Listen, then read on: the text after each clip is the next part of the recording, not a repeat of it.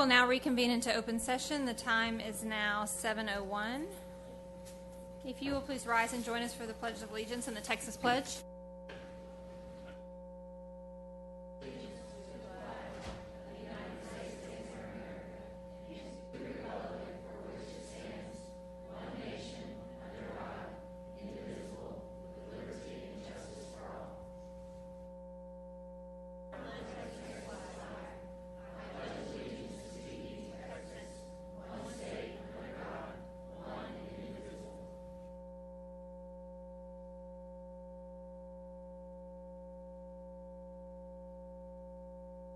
Well, welcome and thank you for joining us here in the busy month of December. Just as a reminder, this is a meeting of the board in public, not a public meeting of the board. And we have received our agendas 10 days in advance of this meeting and have had time to review those and to ask questions. And so we will be able to go through many of these questions already with lots of background information in place. The first item that we need to consider are those items that were discussed in closed session. Do I have a motion?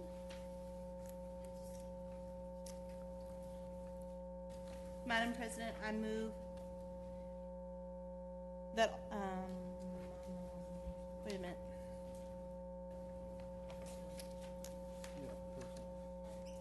Personnel is first?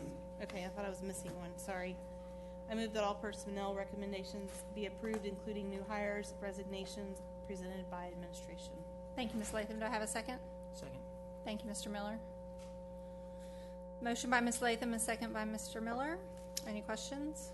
All those in favor? And that is unanimous.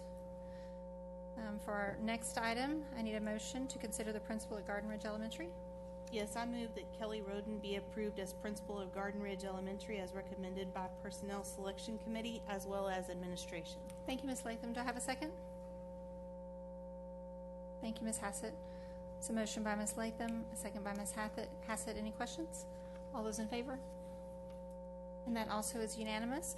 And we would like for Ms. Roden to please come forward, and we'd like to look at you and to congratulate you, and if all those who are involved at the campus on the selection committee, if you could please come forward as well. And your family. Yes.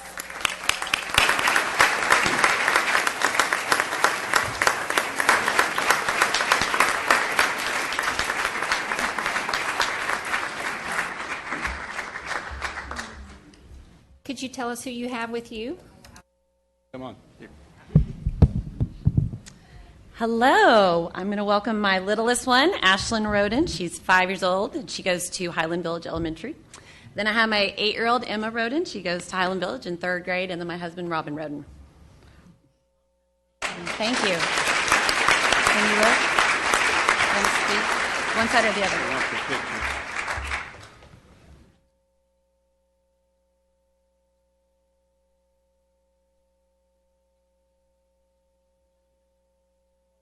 We want a picture with the committee and everybody. Honor.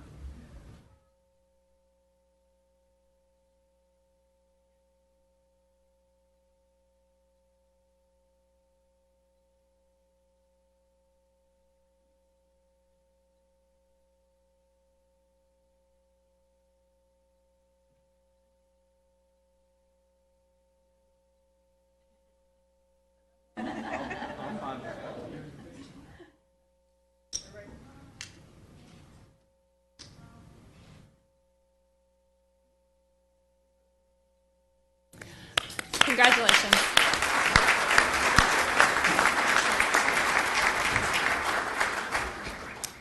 All right, for our next item, we need to consider the principal for the Hebron 9th grade campus. Do I have a motion? Ms. Sheffield, I move that Amanda Wernicke be approved as principal of Hebron High School 9th grade center as recommended by the Personnel Selection Committee as well as administration. Thank you, Ms. Latham. Do I have a second?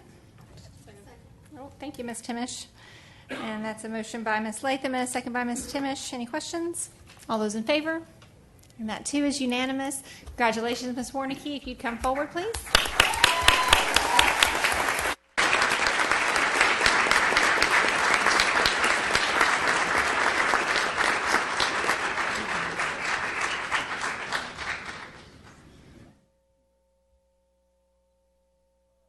Introducing. This is my husband, Tyler Wernicke.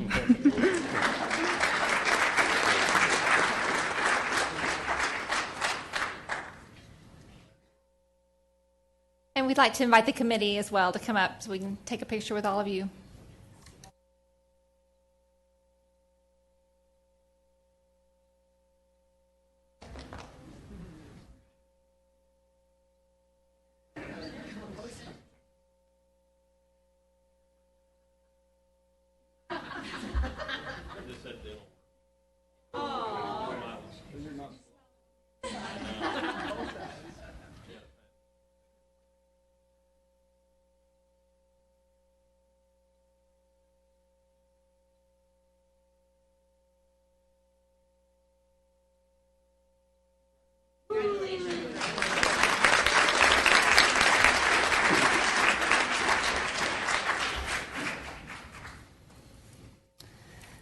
All right, next we need a motion to consider our Level 3 student transfer appeal. Ms. Sheffield, I move that the board uphold the decision made at the Level 2 to deny the transfer appeal request.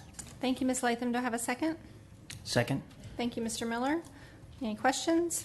All those in favor? And that's unanimous. All right. Next, we will move into our recognition portion of the evening. And the first up is for our UIL State Cross Country runners. Coach Ford?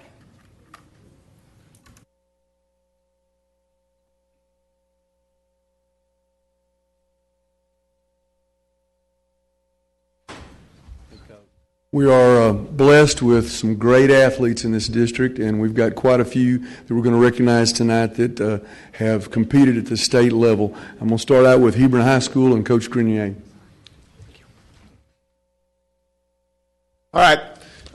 First of all, before I start talking, I would like for any of the parents of the runners that are here to kind of stand up and be recognized for us.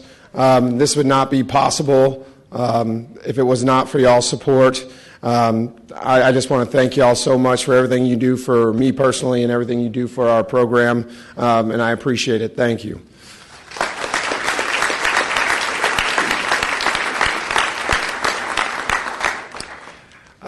This year, our girls team, for the fourth year in a row, qualified for the state meet.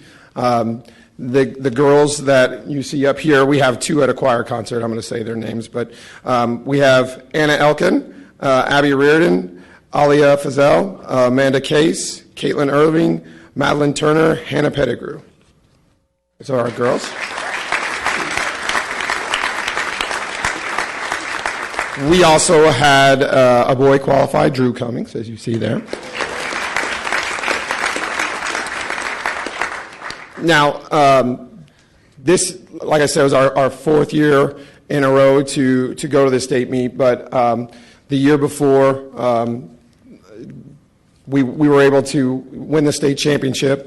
This year, our goals were high again, and although we did not attain that, we were able to finish fifth at the state meet this year, which is obviously, with all the teams of the state, a great accomplishment. But as you can see, we have two girls wearing medals. Anna finished fifth, and Abby finished eighth at the state meet, so which makes them first team All-State. So I wanted to make sure we go ahead and recognize them for that as well.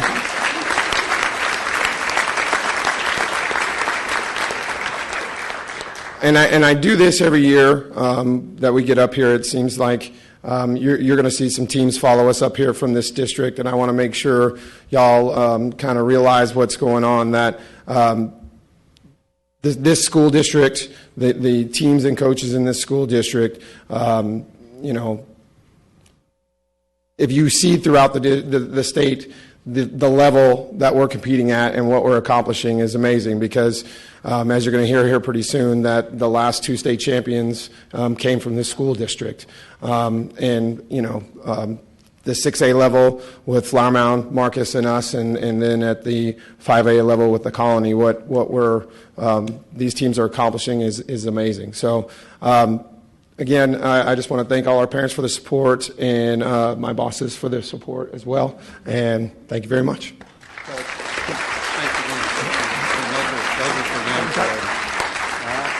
Thank you. Oh, yeah, they want your picture.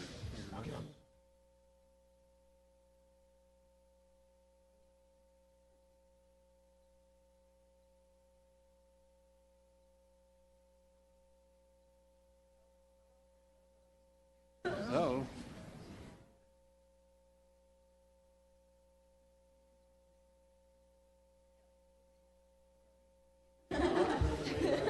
All right, next we have up Coach Cook from Flower Mound High School.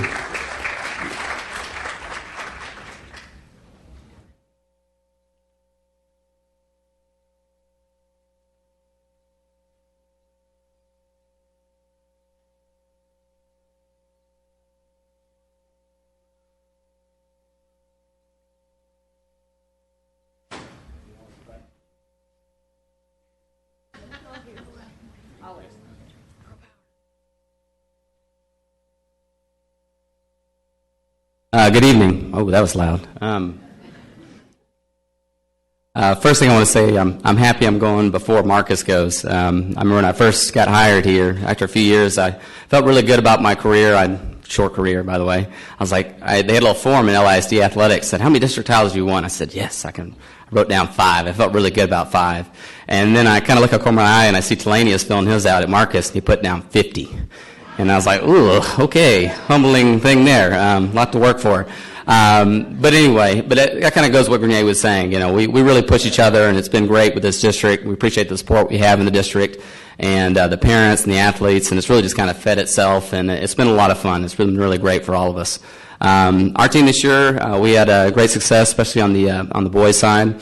Last year we didn't make it out of district, and it was really rough, and it was kind of a gut check moment for us because we typically always go into regionals and, you know, always fought to go to state and usually made to state, and last year we didn't make it out of district. So we had a big talk about what we want to accomplish in the next year, and the boys worked really hard, and it was just great to see it kind of come to a third place finish at the state meet. And the guys that are on that group that are here tonight, Alex Mayer, Riley Penninger, Peyton Nash, Michael Romero, Scott Waterman.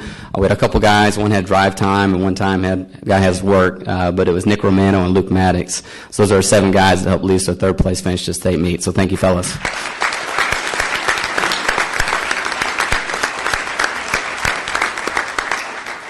And then our girls team, we had 3 girls qualify individually to state. One couldn't make it tonight. And they take the top 10 runners not on a qualifying team. They take 4 teams from regionals, and so the top 10 runners not on a qualifying team. So we had 3 girls that qualified as individuals, and our team still didn't make it. Thanks a lot, Marcus and Hebron. But you know, we actually had almost 4, because we had the next one, the 11th runner was on our team as well. So we had 4 in that top 11, not on the qualifying team. But the 2 ladies here tonight is Tasia Davis. She's a freshman. She's one of the top freshmen in the state. Did a great job for us. And our senior, last year, you know, she struggled to break 6 minutes a mile, and this year she's went to state and did an awesome job, Emma Lewis. So.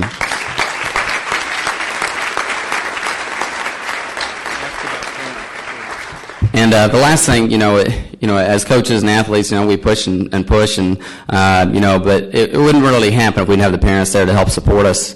And so at this time, I'd like to have our parents at Flower Mound High School please stand up so we can recognize your efforts in this as well. I know y'all are, but they're in the back actually. That's why they're already standing up. So thank you.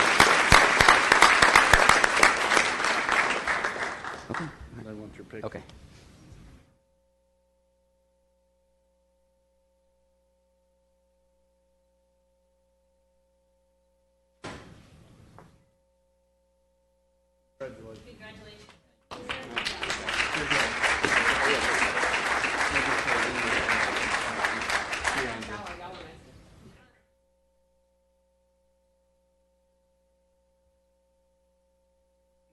Next up will be Coach Duran from the Colony.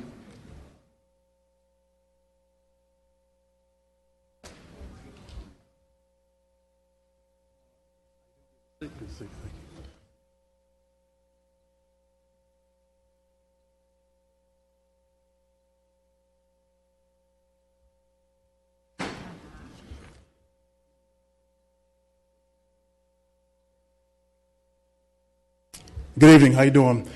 First off, I want to say how truly blessed I am to be standing up here with these young ladies and these young men. But I want to give thanks to Mr. Baxter and Coach Rudy Rangel for giving me the opportunity to be the head coach for these young ladies and young men. I was at the Colony for 5 years, going on my 5th year, but I was there prior 4 years. And I did football and track, but I made the transition from going straight cross country and track.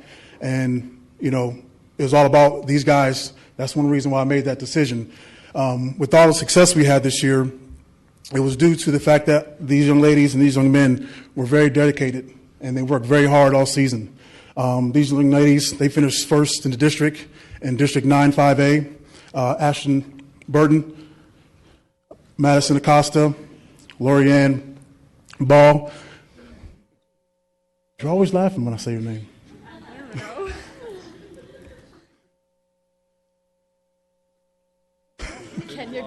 Kenya Guzman, Amanda Sakura, Haley Pines, Eileen Gomez, Marari Vega, and Sam Bakayar.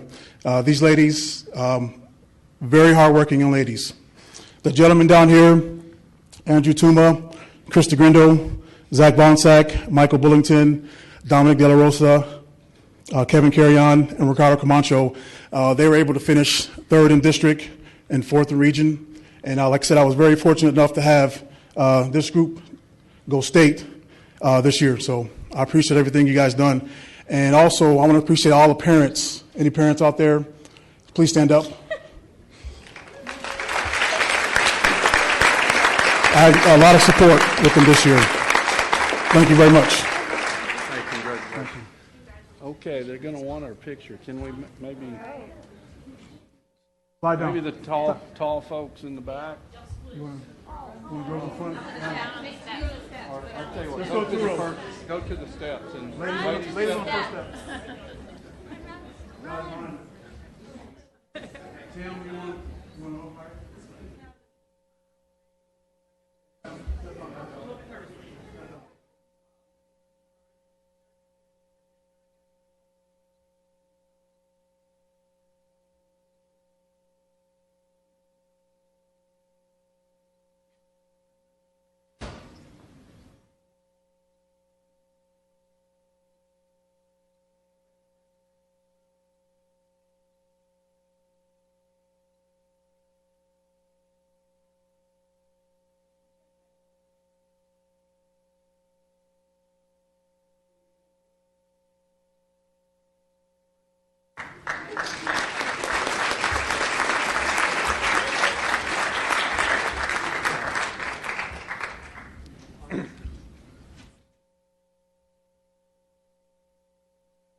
Last but certainly not least, our state champions, 6-6A, Coach Steve Telanius.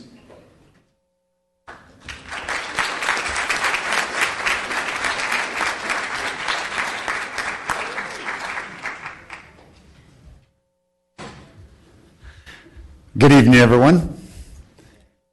Give them a chance to get up here. I do want to thank Dr. Rogers, the school board, Mr. Schaeferman, Coach Ford, really for your support, because as you can tell, we have a lot of success in this district in this sport. And there are very few districts that give the amount of support for what's considered a more minor sport like this district does. And they allow us to have this kind of success. And so that's just, I'm very fortunate to have been here for 30 years now, or 33 years, 30 years at Marcus. And I've stayed because of that, because it is an amazing district. I would like to defer now and turn this over to my assistant coach, Brad Brevard, because his primary responsibility throughout the season is taking care of these 7 ladies and making sure they're staying on track all year. And he did a wonderful job in that, as you can see from the results. Coach Brevard has been with me since 1994 as a track coach, from 2005 as a assistant in cross country. He started out, he was not an assistant in cross country in any way, shape, or form. He did not want to do it initially. But after the first year, he got out of the car and was on the bike and chasing the kids around the same way I chased them around, and he has become a fantastic cross country coach because he is just a great person, incredibly intelligent, and he loves the kids, and it shows. So, Coach Brevard, you're on. Thanks, brother.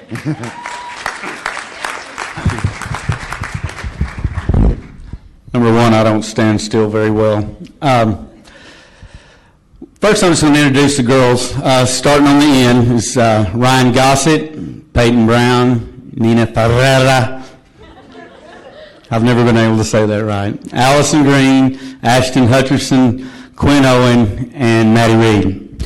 They're responsible for being state champions, regional champions, District 668 champions, and undefeated in all the races they ran this year, and that's only happened twice in the history of our high school. This was our 4th state championship, our 7th regional championship, and our 16th district championship at Marcus. And to kind of tail along on what Coach Slaney said, I was at 3 schools during my first 8 years of coaching, and I got here 22 years ago, and I knew I was home.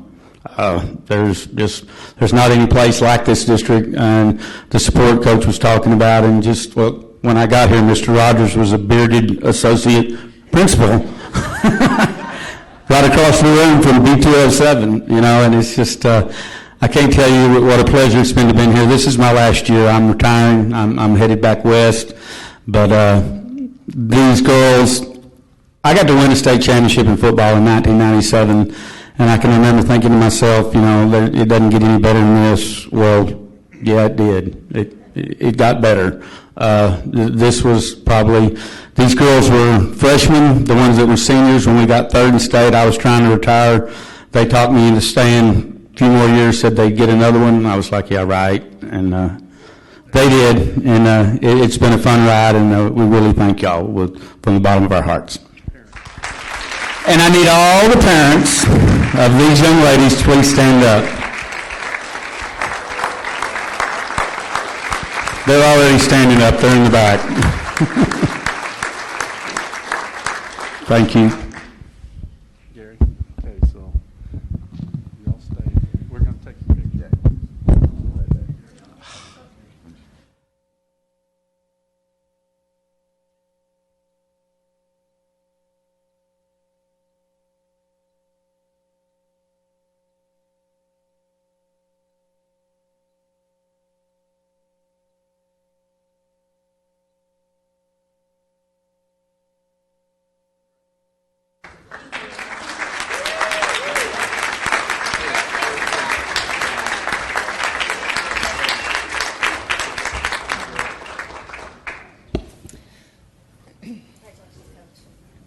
And I will say, as a testament to all of our teams, they have coined the phrase for our region, the region of doom. So if that just tells you anything about the cross-country 6A regions, then that right there says it. Okay, so... I'm sorry. Oh, yeah, you're still on. We're going to change gears, different sport, but still a state champion, Hebron High School, and the great coach, Karen King. Shake your hand.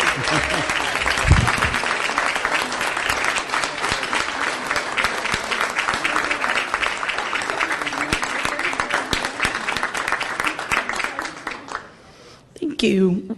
Thank you for having us. We appreciate being here. I want to introduce you to this team. This team this year was 43-5. That's their ending record at the end of the year.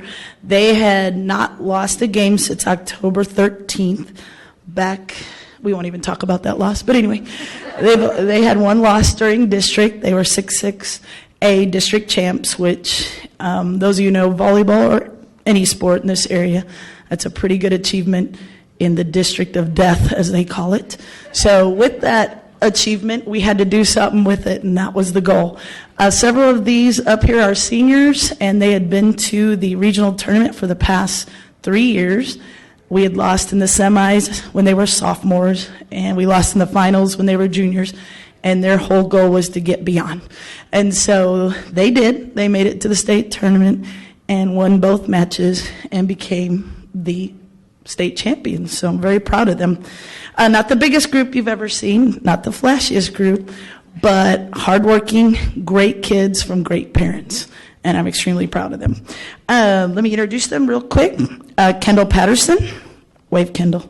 McKenna Bembo, Elizabeth Hokai, Kylie McLaughlin, Jordan Yauk, Abby Yates, Annie Benbow, Allison Welch, Blair Benbow, Lexi Douglas, Allison Glockson, Lauren Merrill, and Tamia Reeves. Several of these kids, we were senior loaded with a lot of experience this year, but we plan on being back next year and being very competitive. We have one parent with us here tonight. Wave Miss Yauk. We love our parents, so we appreciate her coming. So here they are, your state champion. Picture. Oh, picture. Sorry. Scott. Let's scoot a little closer. Maybe a few of you step down.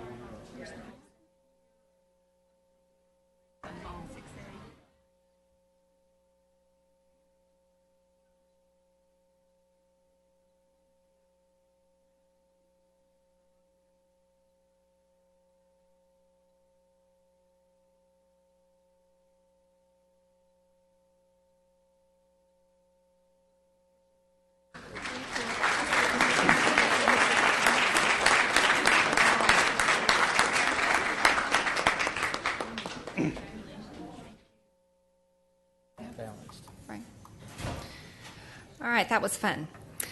Okay, so next we have Miss Wilson to do our Stuff the Pantry, CCA Stuff the Pantry Award winners. Oh, there she is.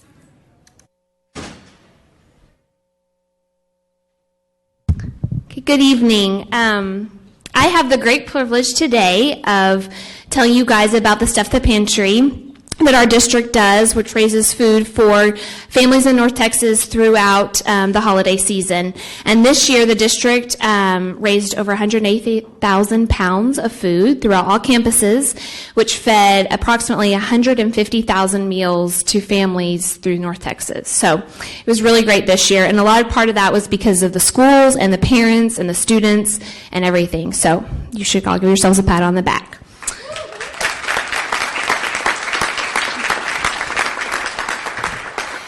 This year, our winners for the Stuff the Pantry food drive are Downing Middle School, if they would come up here, as well as our classroom winner is Miss Kristen Lentz from Downing Middle School. So if they will come up.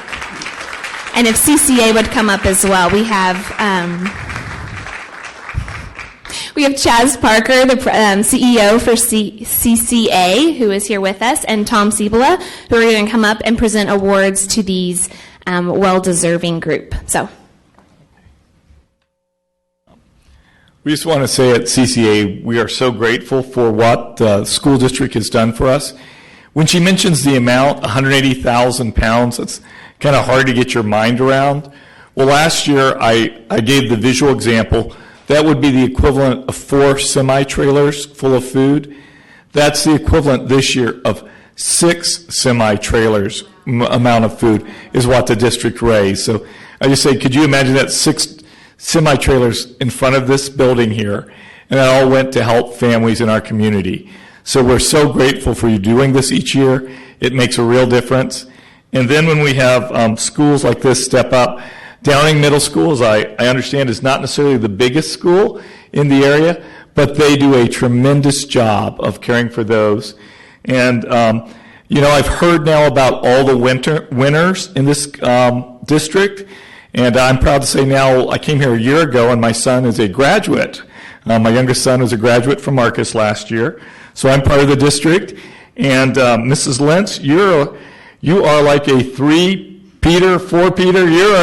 You're a champ to us, one of the top champs here, so we thank you.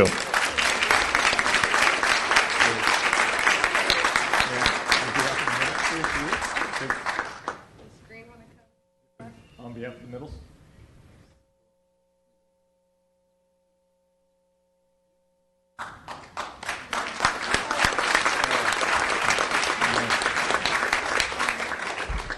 Ms. Lindgren, if you'd come up. Parents of these students, if you would stand and be recognized.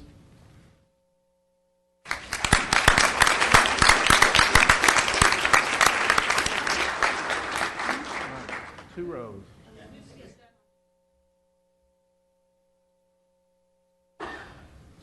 And while they're getting a picture, I'll note they both received trophies, but as well, the class gets to go to the Perot Museum for free. So they're going to get a class trip there. So.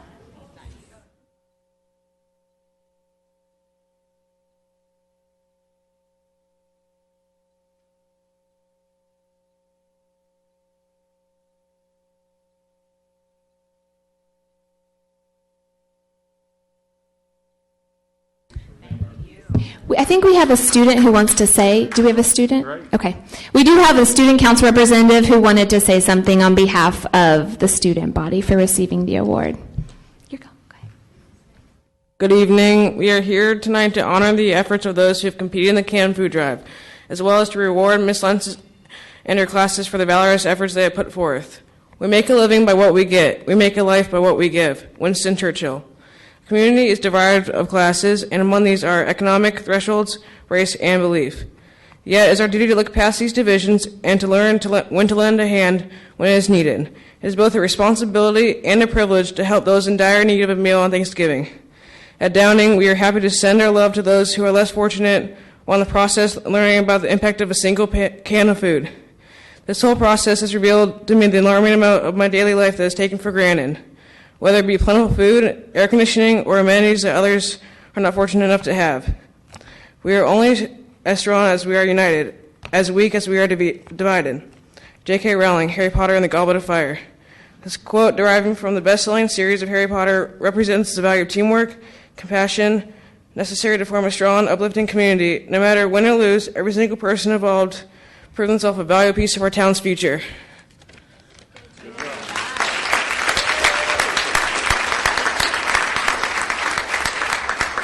Thank you. Thank you, guys. And now I would like to invite Mr. Scott Finch up so we can celebrate a very special teacher.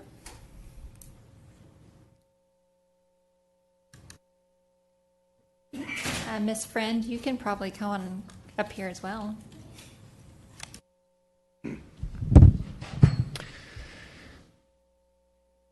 My privilege to introduce to you the LISD Secondary Teacher of the Year from last year, and I think she still wears the crown because we haven't decided on who that's going to be this year. This is Miss Donna Friend. How about a hand for her?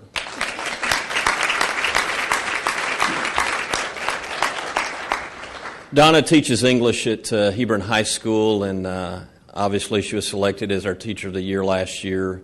But the accolades just keep coming in, and we want to recognize her tonight for being a teacher of excellence as a part of the organization in North Texas, National Council Teachers of English.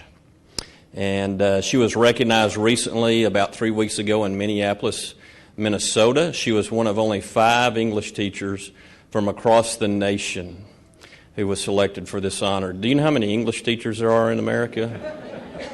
There's over 1 million. There's over 1 million. I'm lying. I don't know what the number is, but it's a lot of English teachers, right? So to be 5 of how many that would be is just amazing and astounding. And so just want to recognize her for all she's done, not only for Hebron High School, but being a representative of the teachers across Lewisville Independent School District. I give you Miss Donna Friend.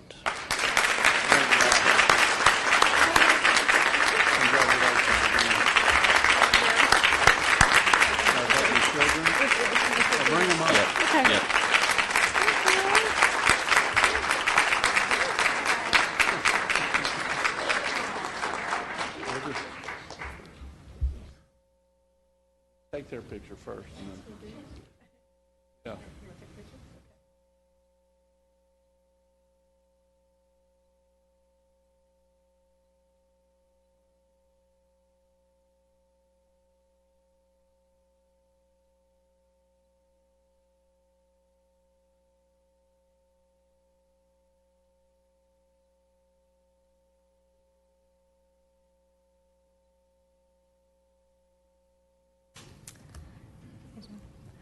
Congratulations, Miss Friend. You're a rock star, and we're so happy you're here. All right. Well, that concludes our recognition portion of the evening. So if you were here to watch your child be honored and you don't want to stay for the rest, we won't be offended if you leave. I promise. You can go too. There's some cute little DeGan Eagles, right? Yeah, they're awesome. Go Eagles. All right. Okay, so next we're moving into our open forum section of the meeting. Persons desiring to address the Board of Trustees must fill out a speaker's card prior to the meeting. No presentation shall exceed 3 minutes. The board cannot deliberate on any subject that is not included on the agenda. It's become our practice that we do follow up. So if you are speaking to us tonight, know that you will hear back from somebody in the district within 10 days. And the board also, we are included in that communication. So I just wanted to let you know about that. We have one speaker tonight. So, Mr. Ferson, if you would like to come forward.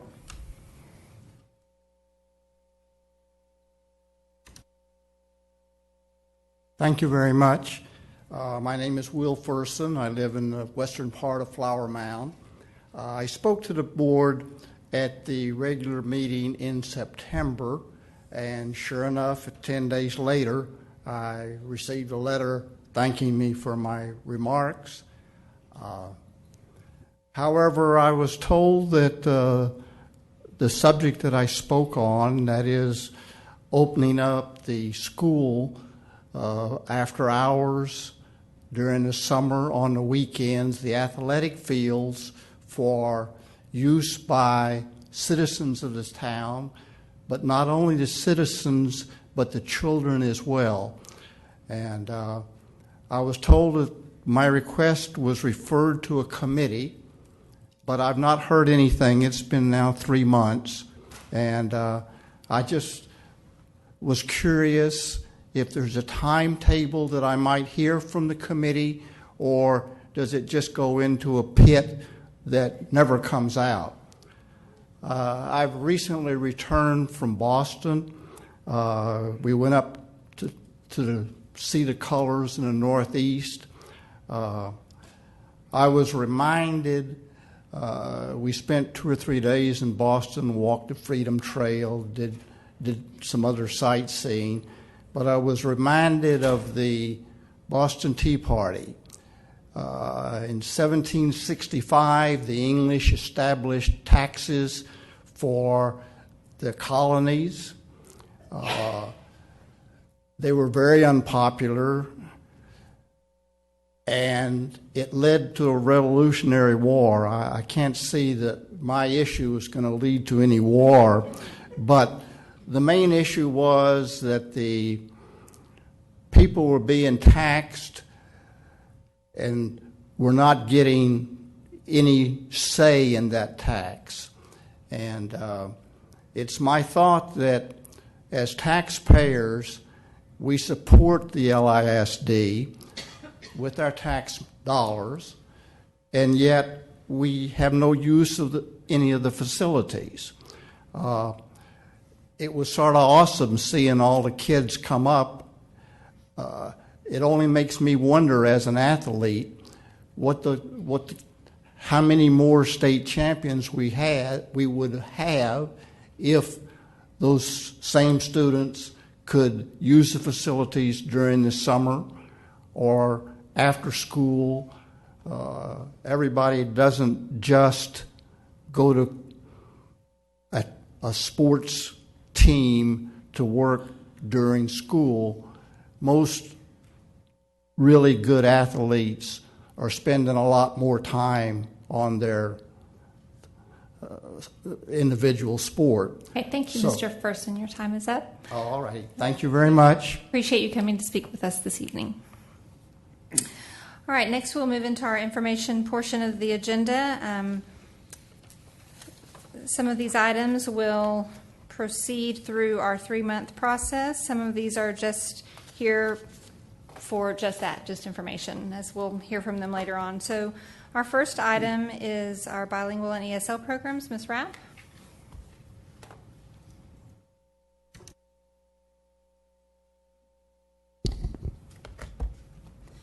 Thank you, Madam President, Dr. Rogers, members of the board. My PowerPoint's already clicking. That is not what I intended to happen. Okay, there we go. Before we get started, and we are happy to talk with you this evening to start a conversation about our bilingual ESL programs in the district. But as you know, we are working to build high-quality language programs for learners across LISD. And people who have already had a very full day have come here this evening to be a part of this message and show their support for this topic. And so I want to recognize the campus principals, assistant principals, and personnel from learning and teaching that are in the audience as we have this presentation this evening. Would y'all go ahead and just stand up so they can see your presence? Thank you so much. So we're going to share a little bit about what is legally required in an overview this evening. We're going to look at the legal requirements, a brief historical perspective that's impacted bilingual ESL programs, and then the current status of bilingual ESL programs and participation in our school district. So basically, what's required by law is that there's guidance at the state and the federal level that we're required to follow and look to as we implement programs for language learners. It is the policy of our state, according to the Texas Administrative Code, that students who are identified as English language learners shall be provided a full opportunity to participate in a bilingual education program or English as a second language program, which we often refer to as ESL. We also look to guidance from the federal law. The Department of Education, as well as the Office of Civil Rights, publishes guidance related to serving language learners, and the most recent guidance that they issued was actually in January of 2015. So Lewisville ISD is home to students who are identified as language learners that speak 64 different languages. We actually have upwards of 80-something languages in our school district, but our identified students who we're serving as language learners speak 64 different languages. The majority of our students who are language learners primarily speak Spanish as their first language. So what's required of a school district when you have this many students come to you who are identified as language learners? First of all, if we have an enrollment of 20 or more language learners that speak the same language in the same grade level across the district, we are required to provide a bilingual education program in grades pre-K through 5.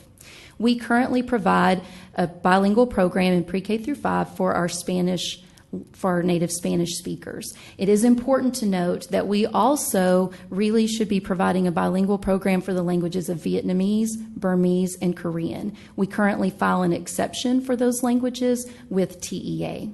The goal of a bilingual program in our state is to become competent in English through the use of the students' native language and English to develop their literacy and academic skills. So what do you have to provide for students who are language learners that speak a language other than Spanish that you're offering a bilingual program for? We're required to provide an ESL program. You're required to have that program at grades pre-K through 12. In ESL, you're looking to instruct the students in the content areas and develop their English along the way through the use of second language acquisition and instructional methods. So where do we currently stand with participation in our bilingual ESL programs? Already this school year, we're serving over 8,000 learners. We're serving upwards of 4,000 in our bilingual program, over 4,000 in our ESL program. And then we do have 174 students whose parents have elected for them not to participate in either a bilingual or an ESL program. And that is a decrease from the previous school year. So there are 4 bilingual program models from which a district is allowed to select. Those are outlined in Texas Administrative Code. You can choose transitional bilingual early exit, transitional bilingual late exit, dual language immersion 2-way, or dual language immersion 1-way.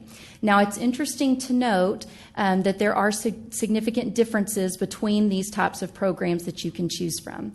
In a 1-way dual language model, you're serving all students who are English learners. In our case, they're native Spanish speakers. This is an additive approach where you're developing fluency and literacy in both languages.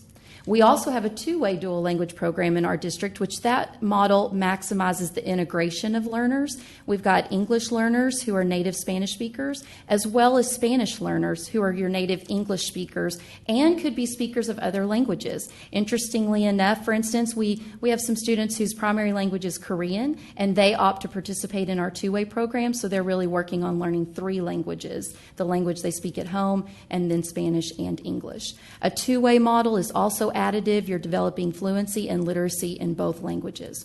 A transitional model is all students who are English learners, so all native Spanish speakers.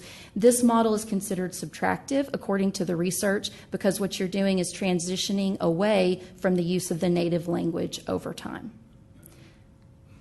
It is important also to note that there are two big shifts that have happened in policy across our state.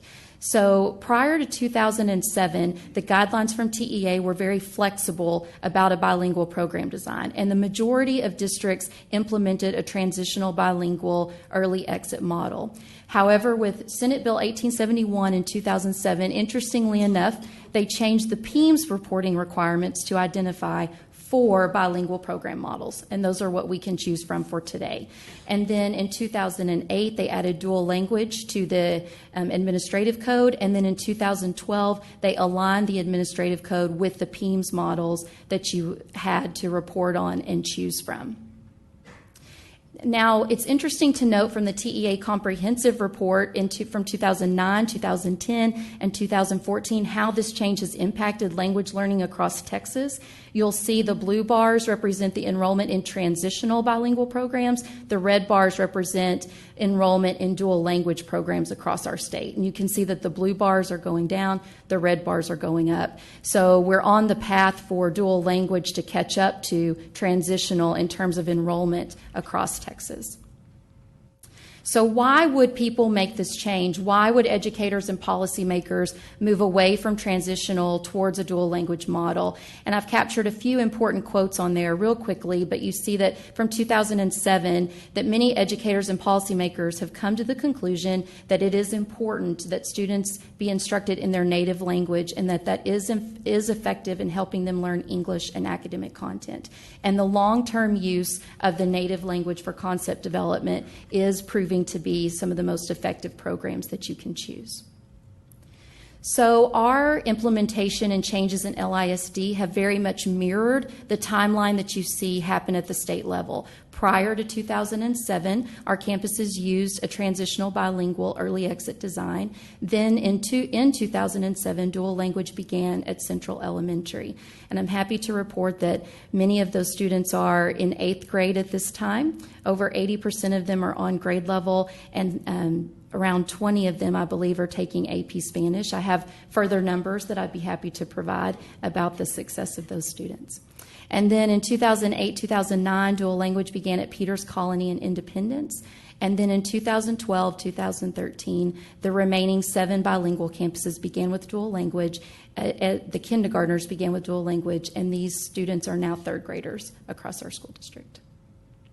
So what is the current status of bilingual education in our school district? You see the numbers of students that we serve there. Over 3,000 students in dual language, and that's an increase from last year. Over 1,000 students, I believe. The numbers are small there as I'm looking at the PowerPoint, in transitional. And then it's important to note the green bars. Because we offer a dual language two-way program, we also are able to serve students who are choosing to learn a language. Native English speakers are part of our program as well. Basically, as you implement a bilingual program in the district, what drives your decisions are the literacy needs of your students. And it is an important comment that's in the research now that is absolutely critical that you do not implement, if at all possible, a one-size-fits-all model, because your students come from different backgrounds with different literacy experiences. We have literacy-oriented homes and non-literacy-oriented homes, and it's important to take those two facts into account as you design programs for students. So we have begun to make revisions. This school year, we're implementing some changes in our bilingual program, and we're doing that in collaboration with our campus leaders. We are moving away from a one-size-fits-all approach in order to ensure that our campus principals have the tools that they need to meet the literacy needs of their students. Our goal is that our students gain a strong literacy foundation by the end of second grade and are ready to soar in our upper elementary grade levels. And we have 12 bilingual campuses across our school district that serve our students. Now, the other program that we are required to offer, our ESL program, is important to mention as well. There are only 2 models which you can choose from according to administrative code. You can have a content-based model, and that's primarily what we use at elementary with ESL certified teachers. And then you can have an ESL pull-out model, and that's primarily what we use at secondary because we serve our ESL students through our language arts classes primarily. And how do our numbers break down there? You can see that we're already serving this school year over 2,000 students in our content-based model and over 2,000 students in our ESL pull-out model. I've highlighted on this slide our top 24 campuses that are serving significant numbers of language learners in our ESL programs. You can see we have all the way from DeLay Middle School serving over 500 students in an ESL program to the Hebron 9th grade campus serving not quite up to 100 students. So while we have a wide range of students in LISD, I'm confident that we have the programs in place to meet their needs. And that's why, in conclusion, I would share with you happily that we are in compliance with all legal requirements for the education of our language learners through our bilingual and ESL programs. And that is because of the hard work of our bilingual campus principals and, of course, all our campus principals that work to meet the needs of our students through ESL, our learning and teaching personnel, and our assessment personnel who help us keep track of a lot of legal requirements and data. So I cannot say thank you enough as I see the principals sitting out there and the learning and teaching people as we work to build high-quality language programs for our students. Thank you, Ms. Rapp. Board, this is, like I said, an information item only because in the spring we will have probably a workshop on this topic, and we'll have the kind of the more detail from the assessment, from the changes and all of that. The one thing that I would ask you to clarify, Ms. Rapp, because it's something that we spoke about in our, that you shared with us when we had our board committee meeting, was just the reason we request the exception. And if you could just kind of clarify that. Absolutely. So there are several reasons why you would request an exception in the languages of Vietnamese, Burmese, and Korean. Some of it is due to it's difficult to find materials in languages to instruct the students in. It's difficult to find certified teachers in order to have those programs. There are not a lot of training requirements or offerings from the state in the other languages. And as we see with instructional materials adoption, the main languages that you see materials come in are English and Spanish. So when you commit to offering a program in another language, you really need to have the time to locate high quality instructional materials and teachers to teach in another language in the state. Thank you. Okay, I mean, unless there are any other quick questions, I would just say direct your questions to Ms. Rapp because, again, as we hit the follow-up in the spring, but if anyone has anything right now they'd like to clarify, then she can probably do that. So, yes, ma'am. Lori, will you just clarify that the bilingual program as opposed to like the dual language program, the difference, just very briefly? Sure. It's the same. I don't know if I'm doing that or I apologize for that. Basically, we have several different language programs running in our school district, and our bilingual program consists of a dual language model, either one way or two way. We also have what's called Spanish immersion in our school district, and I think that's what the question is asking about as well, if I'm correct. And Spanish immersion is an enrichment program. It's not required by law from TEA. So the difference would be that our bilingual programs, which are made up of one-way dual language, two-way dual language, and transitional bilingual, are required by law. Our Spanish immersion is an enrichment program only. Thanks so much. Thank you. Yeah. Can you adjust the sound system, please, so we don't squeal? Okay, thank you. Okay. All right, next we have Mr. Bonner to present our Human Resources Services personnel update. Yes, ma'am, Ms. Sheffield, thank you. Board members, Dr. Rogers, I'm pleased tonight to visit with you a little bit about some employee demographic information. I'd like to introduce three of my colleagues and friends to visit with you, actually, Dr. Janet Hood-Hanshy, who is our Director of Secondary Staffing, Ms. Gail Prince, who is our Director of Critical Needs Staffing, and Mr. Sam Russell, who is our Director of Business Operations. While they're coming up to actually do the presentation, I want to tell you how humbled I am by what I've seen tonight, not only from a student perspective, but from an employee perspective. I had some remarks prepared, but you don't let something like we observed tonight pass without addressing it. I will tell you that people like Karen Kinney, who's won a state championship in volleyball at 4A, 5A, and 6A, Steve Telanius, who has 50 district titles in cross country, and Donna Friend, who has defeated 1 million English teachers across our nation. They don't work just everywhere. And what I would suggest to you is those individuals are symbolic of our district staff. And I think it probably is a descriptor of Jim Collins's flywheel effect. And once that momentum of success gets started, it's hard to stop. It's hard to see success when you're in the middle of it and know what you're seeing. I'm going to present to you that that's what we saw tonight on an employee perspective and a student perspective. And so if my friends and colleagues would step up, and if we can get the presentation, this will visit with you a little bit about what our employees look like and what we do for them on a district basis and what they do for us.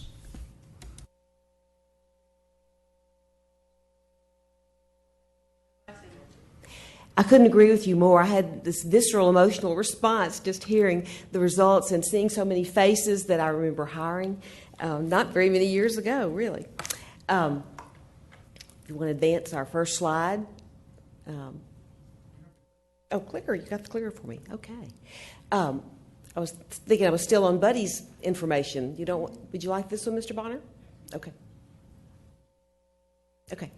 We have the following numbers of employees representing our workforce currently.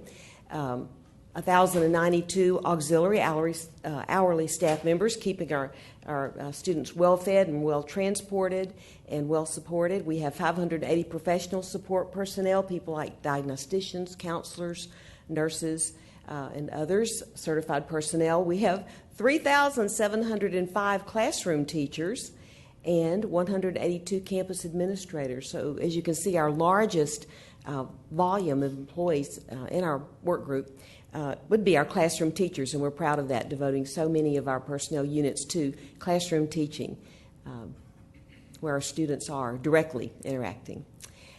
Mr. Bonner calls this our rookie draft this year. We welcome, they're not rookies to the business necessarily. We hired 150 first-time teachers, but we hired 488 teachers in this year's hiring class for 2015-2016. And of these 488, we're delighted to present to you 88 who are Lewisville ISD graduates. That's always a thrill. You would love to be a fly on the wall and hear what students who come back to teach here say about having grown up here and been well prepared for college and want to come back and have the same kind of experience for their own families that they enjoyed. One of the great privileges of hearing them. One of our challenge areas, of course, is the constant commitment to diversify our workforce and bring you a workforce that's in greater and greater alignment with our student demographics.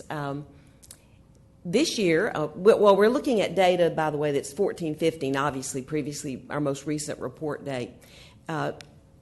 Ethnicity data for employees is self-reported, voluntarily reported, and only used for projects such as this to allow us to see the progress that we're making. We have, as a stretch goal, of course, we have an 84% white teaching force, and our student population is 47.9. It's not a requirement that we match exactly, but we are mindful of that. I will tell you that we are making great progress this summer in our secondary hiring, the waterfront that I work. We hired 210 teachers, and we brought to the district, in that 210, 15 new to the district, African-American teachers, and we brought 13 new to the district, Hispanic teachers, 4 new to the district, Asian teachers in terms of their reported ethnicity. So it's about a 10% growth in each of those areas, which doesn't sound like a lot, but that's only 1 year. And so that's the progress that we're making. Teachers by program, Lori's remarks are a perfect segue there. Not much variance from the state that way. Possibly we're a little higher in general education because we serve very inclusively in LISD, as you know. Special education, not much difference there. In our state, about 10% of our enrollment is in special ed, so it kind of makes sense, I guess, that nearly that much would be of our staffing would be devoted to that program.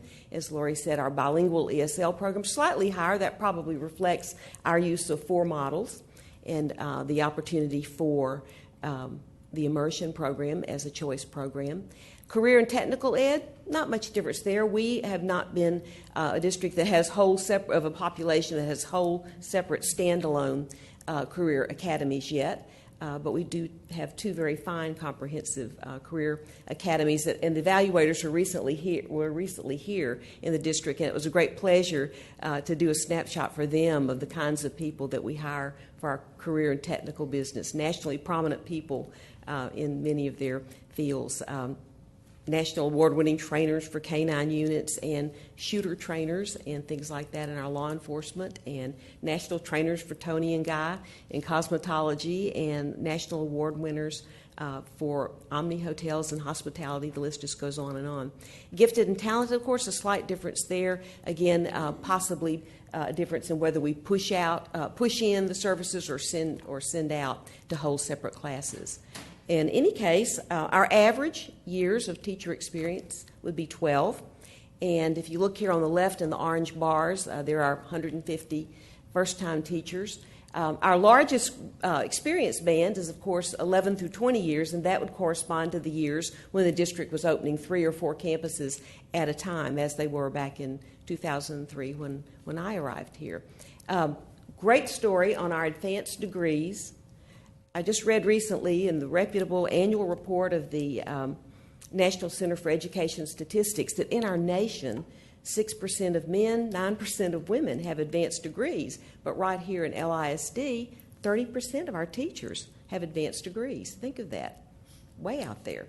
Not all of their professional learning, however, is through advanced degrees and graduate study. Much of it comes through the professional development that we provide right here in the district, and that will segue to my colleague Gail. Madam President, Dr. Rogers, to the board. Before I begin talking about professional learning, I want to say that I have a daughter who's a 2013 graduate of Marcus High School, and not until she matriculated at her university did she realize what an outstanding education and how fortunate she was to receive an outstanding education in Lewisville ISD. And that is due in part to the professional learning that our teachers receive. For the 14-15 school year, we were looking at that information, 375,000 hours were completed by teachers. Some of those hours were, some of those professional development hours were given during the 7-day period. There are 7 days that are built into our school calendar for professional learning for our teachers. The focus for those days includes district initiatives, campus professional learning, and or curriculum standards as well. Now, with regard to the mentoring that we have 117 mentor teachers. These teachers are those that are recommended by their administrators to provide support to our new teachers. They are assigned to teachers who have less than 1 full year of teaching experience, and at times they also may continue that support during the 2nd year if the 2nd year teacher needs additional assistance. Our mentor teachers meet on a monthly basis. They review LISD initiatives and best practices to assist them in their work with the teachers that they support. Looking at our substitute information, substitutes for the 2014-2015 school year, we had 984 substitute educators who filled approximately 45,000 jobs that were made available due to employee absences, which numbered about 54,000. We have 11 substitutes who are designated as full-time substitute educators. They are primarily, they are located they serve the east and the central zones. These substitutes are used to fill our difficult-to-fill positions, our last-minute positions that are put into the system, and then they also are used to assist campuses who are experiencing high numbers. Campuses maybe who have 2 or 3 or 4 teachers out, they will be sent to those campuses. The majority of our substitutes are degreed and or certified teachers. The different categories that we have listed, of course, you see that the personal days at 32,000, that represents the higher number of the types of absences that we cover, that our substitute educators cover, followed by school business, which would be things like the UIL, the athletics, curriculum writing, followed by professional learning, and then those that are absent due to jury duty or military service.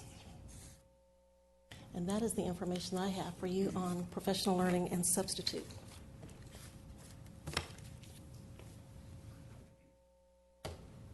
Okay, they've already taken up all my time. Thank you. Our salary schedule for this year shows salaries for the years of experience, as you see on the screen. Keep in mind that if you're a first-year teacher this year, that's a fairly nice salary that you're earning. Does not mean that you'll be only earning $61,000 in 25 years. Keep in mind that those people that are at 25 years probably started at around $25,000. So as our staff ages in place, their salary continues to grow, we hope, with your help and that of the legislature. Employee benefits is very important. We provide a health insurance contribution that is second to none in the area and in the state, according to what I can determine, for those that participate in TRS Active Care. You may not realize, but we're required to provide a district contribution of $225. We average at this point $341 per district contribution. Some of our colleagues in this area are listed on there, and you can see we beat the pants off of them. So you can use that hopefully in your recruiting. There you go. All right, any questions? That's the end of our presentation. Thank you. Thank you. Ms. Sheffield, if I could have just a moment. Mr. Russell, come back up for just a second. I just wanted to recognize Sam Russell. Sam has actually worked for LISD for 40 years, and he's retiring this month.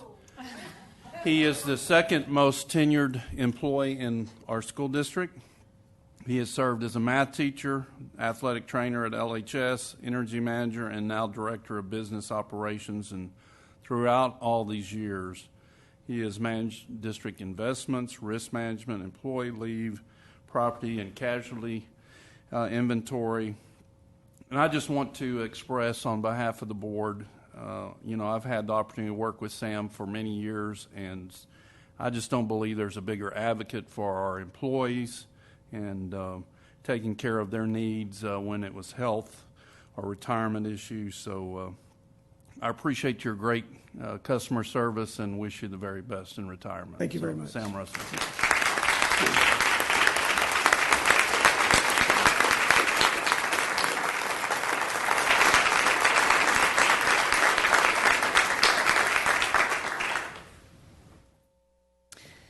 Thank you so much. This, too, was just an information-only item. And I have to say, I loved the graphics the way you showcased the material. I thought it was wonderful, and so thanks.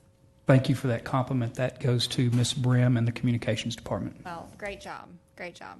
So, Mr. Miller, you said you had a point of clarification or comment? No, I just wanted to, I know this is an informational item, but there are a couple pieces of data that I'm going to want to follow up on, so since it's informational. But the professional learning hours in particular, looks like that counts to about 12 days a year. So I'd just like to understand teachers coming out of the classroom 12 days a year and how that works and the timing and that type of thing. So we can do that prior to the next meeting. That'd be great.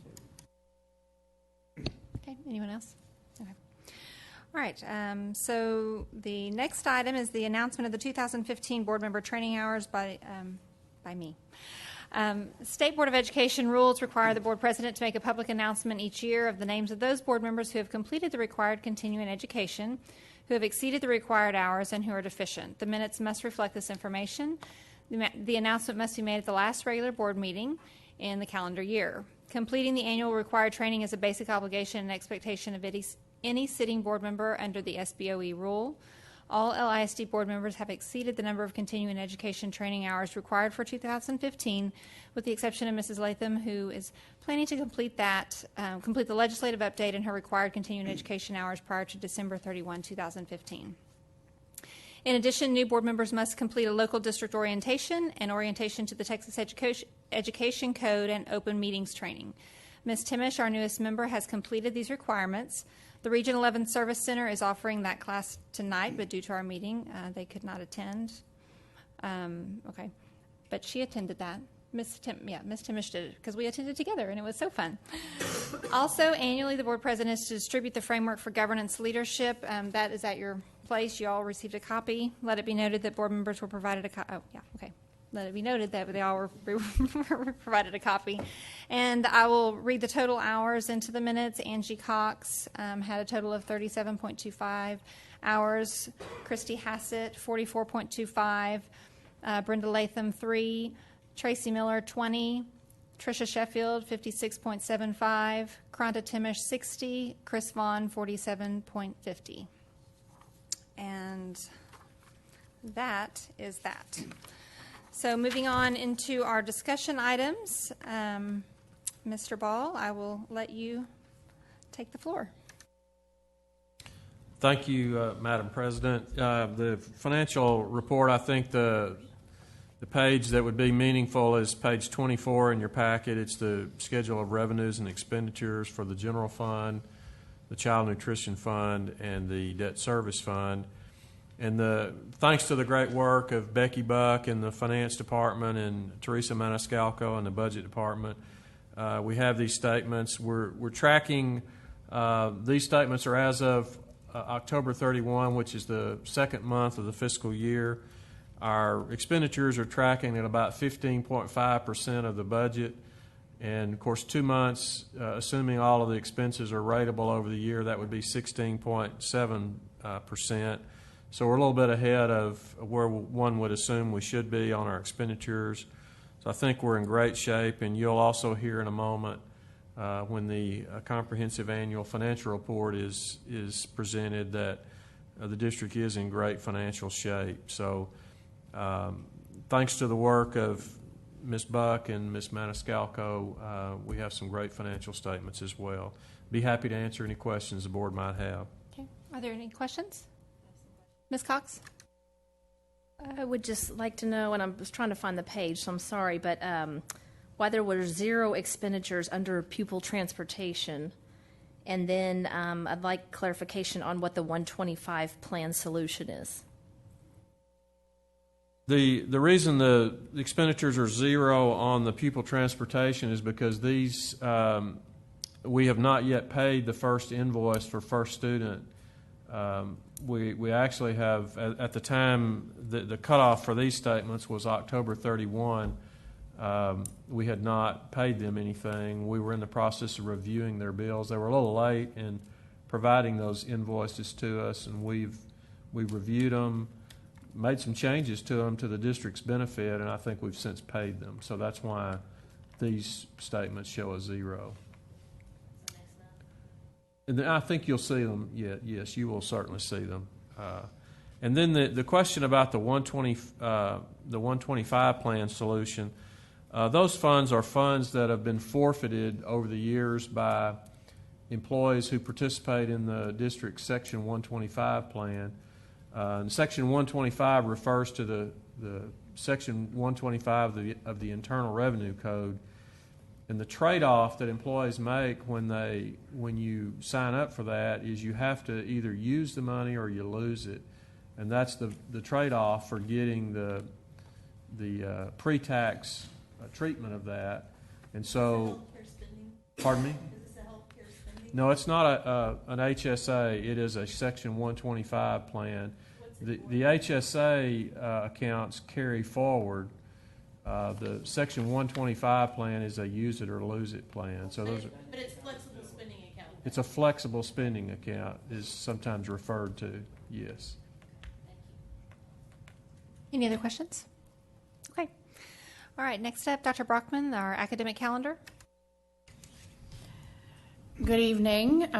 You have the same two calendar options that I brought as an information item last month with two additional pieces of information. One was the results of the public opportunity to voice their opinion or their preference on the calendar. We had 5,113 preferences shared with us through our survey, with 52.53% favoring calendar A and 47.47% favoring calendar B. So it's close. The other piece of information that I have at request from last month, it's not in the item itself, is we have reached out to our surrounding districts to find out their spring break information. And of the 16 that we spoke with, 11 were ready to share their preference. Several of those had not yet taken it to the board, but this is what was in their draft calendar to go to the board. 8 of those were the week of March 13 through 17, and 3 were the week of March 6 through 10. And again, 5 were not ready to share that with us at that time. Thank you, Dr. Brockman. That is correct. That is the same in both calendar options. All right. Any other questions for Dr. Brockman? Okay. Thank you. All right. Our next item is Transparency in Legislation Act, and I will turn this over to Mrs. Hassett as she was really kind of the driver behind moving this to the board, and we put it first in discussion because we didn't feel like it really needed to go to information first. So I'll try not to go too much in the weeds and take too long. I went to Dr. Rogers because a lot of times public education can be constrained by legislation or statutory regulations. So I asked him what would be, if he could change one thing right away, what would it be?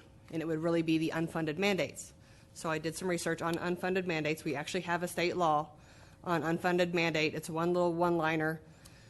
It was stripped a long time ago, and it was useless when I started realizing that those were statutes. So unfunded mandates, the law, only pertain to what was law. So then I started realizing we have a problem before things become law. So I started looking at the fiscal notes. I handed y'all a copy of the fiscal note for SB 507, which was the camera legislation. Not because we liked it, didn't like it, only because it was a really good example of why we need this particular legislation. This is a good fiscal note. It shows what the Legislative Budget Board, LBB, has to do currently according to their own rules that they have to follow in the legislature. A few of the things I wanted to mention really quick is on the second page of this, where it actually says, no significant fiscal impact is estimated for the Texas Education Agency to comply with the provisions of this bill. Later, it says that the local government impact was going to be $150 per camera, or $2.6 million. And then later, it also says source agencies. So they actually contacted the Central Education Agency and the Department of Family and Protective Services. So they have this big document. The LBB has this big fiscal note document that they have to use. So I took the current legislation for fiscal notes and put most of the information from the LBB's own document and shoved it into this document. The things that I wanted to make sure is because it would be then law. Right now, it's not law that they have to follow their own rules. So this would be law. The difference between the current statute and this is this would have to be done for every bill that comes down. So we would be able to see what possible implications it has for the bill instead of waiting for it to become law. So that's the big deal is it would become law. I handed y'all a little note on the with the highlights to make it easier for you to read because legislation is so much fun to read. One of the big ones is on the very front page. Instead of saying state funds, I want it all public funds, and that's the really big one. Is right now the fiscal note stops at the state level. So if the state says, okay, this doesn't affect our budget, we're out, yay, yes, that's what they can do. And so I want it to be all public funds. Later, then all of this is currently in the LBB's document. Some of these actually, they need to cite specific dollar amounts and provisions. So it's really good that they have to then follow their own document by law. A few of the things I also highlighted in green for you are the things that I've added that run contrary to what the LBB is doing. And those are harder to read, sorry. One of the things, like I mentioned earlier, it says the $150 camera on the second page of the fiscal note bill. Currently, the LBB doesn't, if the Texas Education Agency says, wait a minute, we gave you a dollar figure for the cameras, and we realize that's wrong because we've just included cameras, because when this came around, they've only included cameras, but now as we've realized, it doesn't include servers. The majority of what this unfunded mandate would be the servers and the space. Currently, the LBB says, yeah, you gave me your data, I don't have to look at anything else, you're on your own. But I've added in here that they have to evaluate again the data that we would be resubmitting for examination.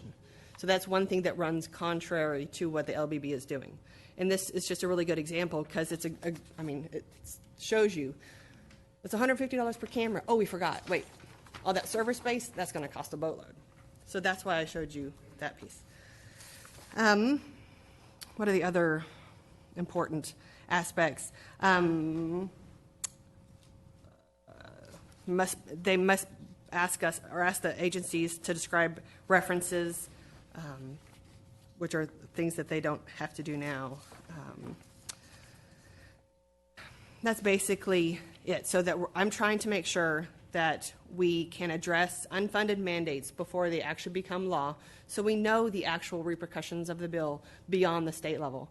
And really and truly, this would actually benefit any legislation, not just education. It would benefit any agency that has to adopt a bill. So the yellow are items that you've added, and the green are items that you've pulled from the document, from their rules. All of the red, or y'all's are red, all of the underlined items are all new. Okay.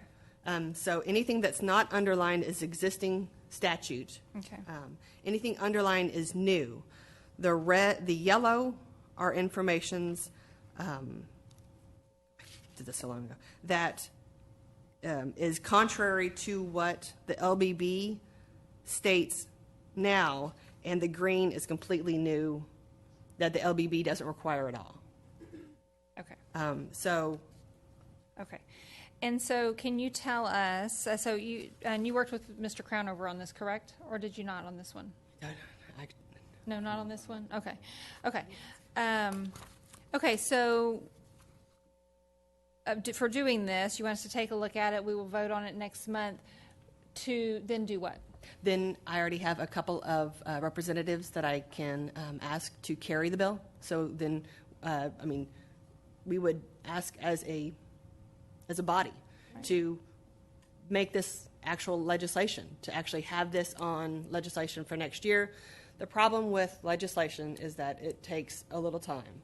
At the Capitol, they often say that anything that you want done takes 2 to 3 sessions.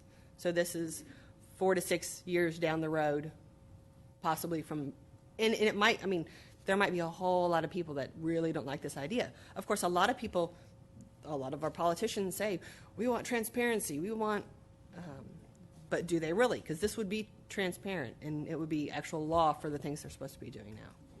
Thank you. Are there any other questions for Ms. Hassett? Yes, Ms. Cox.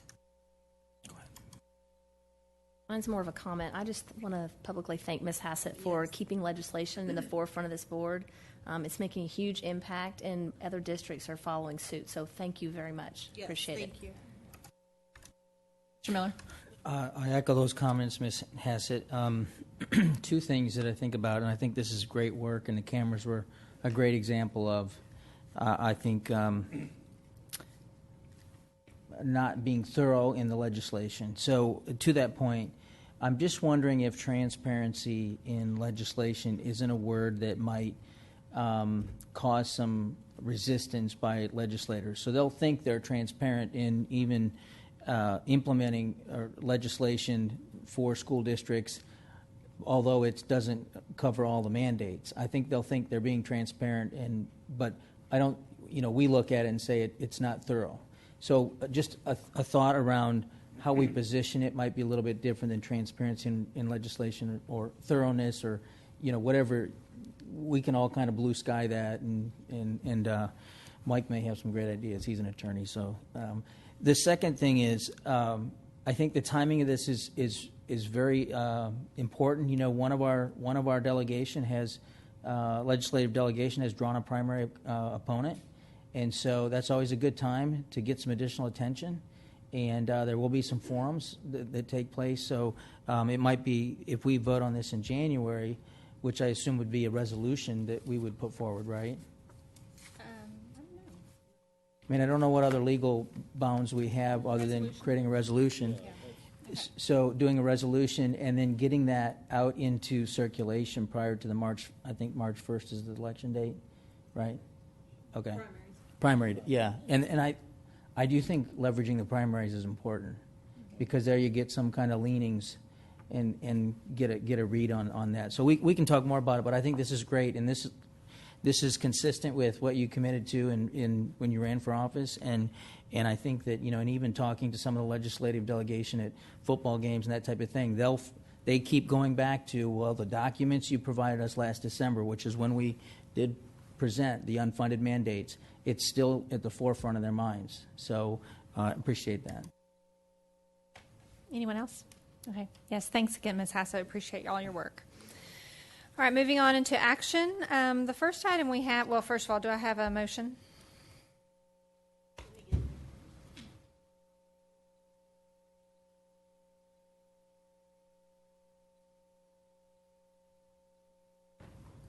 Make a motion to consider casting ballot votes for nominated candidates for the Director of Tarrant Appraisal District. Thank you, Ms. Latham. That's a second by Ms. Cox. I'm going to go ahead and speak to this one. I don't know. We only have 2 votes on the Tarrant County side, so it's not quite the, windfall of last time. But I do, Ms. Karina Davis is one of the nominees, and she is a trustee in Keller, someone I've gotten to know through Leadership TASB. And so if it would be the board's pleasure, I would like to nominate her and to share our 2 votes with her. If there are no, objections to that. So I need to Probably amend the motion, yes. I'd like to amend my motion. Okay. I would like to make the motion that LASD put both of their 2 votes towards the Tarrant Appraisal District Board of Directors towards Ms. Karina Davis. Okay, thank you, Ms. Latham. Is there a second? Second. Thank you, Ms. Cox. All right. Just point of order. So is that a withdrawal of the original motion, or is that an amendment? I think it'd be an amendment. Okay, so we'll vote on the amendment first? Yes. Okay. Yes. Okay, so are there any questions or comments? All right, all those in favor? And that's unanimous. No. But you okay, sorry about that. Okay, moving on. No, I think that's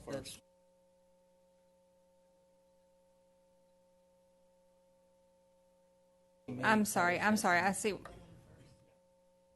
Okay. All right. So we have the first motion that stands that was presented by Ms. Latham and seconded by Ms. Cox. And all those in favor? No.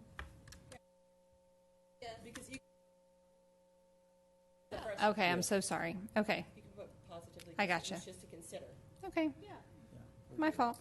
All right. Okay, so let's do that again. Sorry, it gets very confusing. Okay, all those in favor of the original motion, and that's unanimous. Amended.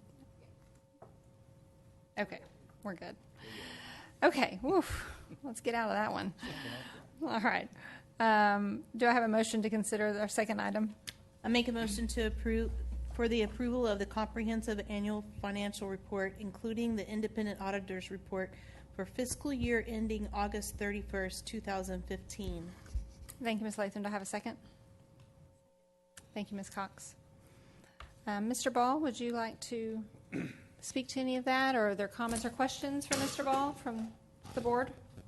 Madam President, we have a representative from our audit firm to present this to us. Mr. Tom Peterson, who is a partner with the accounting firm of Whitley Penn.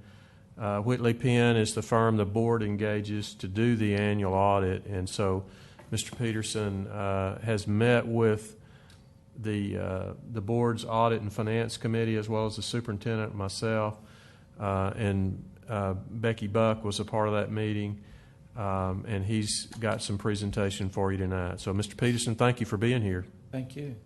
Good evening.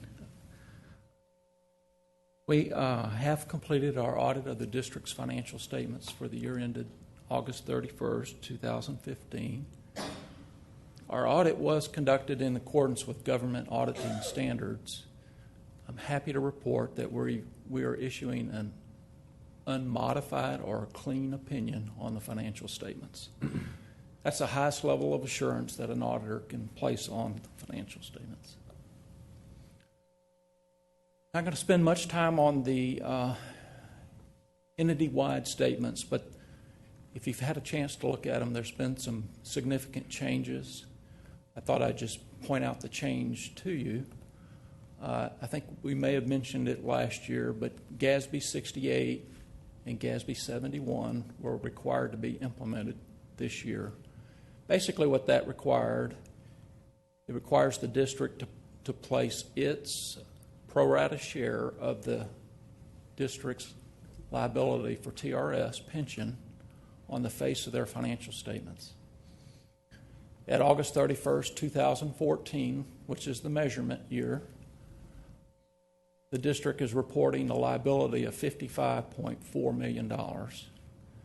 And in order to implement that, we had to do a prior period adjustment to your net position of some $62.7 million. The good news is, after implementing that, we still have a favorable net position of $9.9 million.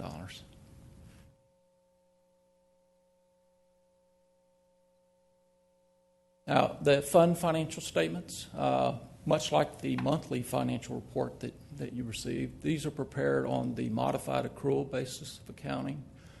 My comments are going to be directed to the general fund. That's the primary operating fund of the district. Revenues for the year totaled $425.7 million, and that was an increase from the prior year of some $26.7 million. If you look at the pie chart, you'll see that state aid accounted for 29.4%, and that was up some $4.9 million from the prior year. Local revenues account for 69% of the total general fund revenues. Most of that is your property taxes. Tax revenues in the general fund totaled $282.6 million. That was up some $21.7 million.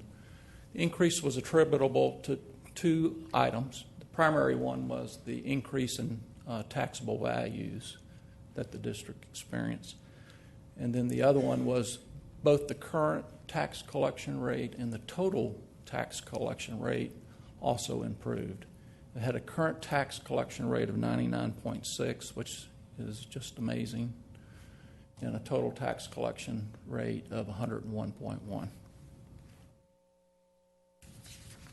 General fund expenditures totaled $417.5 million. That's up some $21.5 million from the prior year. If you look at the pie chart, you'll see that your expenditures for instruction totaled $265.4 million, 63.5%. That's also very high, higher than a number of the districts that I work with. Instruction expenditures increased by some $15.1 million over the prior year. The bottom line to the general fund is we added to fund balance some $10.8 million, bringing our total fund balance in the general fund to $155.4 million. Of that, $110.2 million is unassigned. That's equivalent to 26.4% of your general fund expenditures. If I remember correctly, it's like 91, 92 days. Governmental finance officers recommended best practice for just a general purpose government is 60 to 90 days. So the district is in excellent financial condition. Since the district receives more than $500,000 in federal financial assistance, we're also required to perform a single audit. This year, the program that we were required to test was the child nutrition cluster.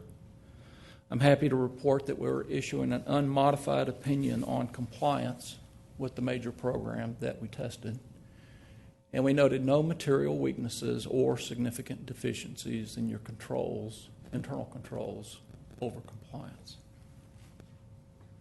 That's all I had. If you have any questions, I'll be happy to try to answer them. Thank you. I know that there was a board committee that met with the auditing team. I don't know if y'all have anything you'd like to speak to before we open up to the board, or if you have any questions, comments you'd like to make. The main comment that I would like to make is we do have a fantastic finance department that does an excellent job, not only at keeping track of stuff, but with all the changes that the state throws every year on how you're going to report and what you report, when and where. We do a great job. The other thing that this pointed out to me is that we have lots of room for improvement on how we build our budgets, because this particular budget projected an $18 million deficit, but we ended up putting over $10 million in the bank, which means we were $28 million off. So there's plenty of room to narrow that gap on our budget, and I know we're going to work towards that next year. But I would also like to point out that LISD, we won another accommodation for our audit reports. Correct? That's correct. Yeah. That's correct. And I might add, the district is one of a handful of districts, or very few districts, that actually prepares their own financial report. This year, there was massive changes to the document because of GASB 68. Becky and her department actually write the report, and they do a wonderful job. Are we putting this report on our website somewhere? Yes. Awesome. Any other comments or questions? I will say, thank you. I think I don't have any comments for you or questions. Okay. But I will say, I've noticed with the redesign of the website, it seems that there's some information that's at least easier to get to.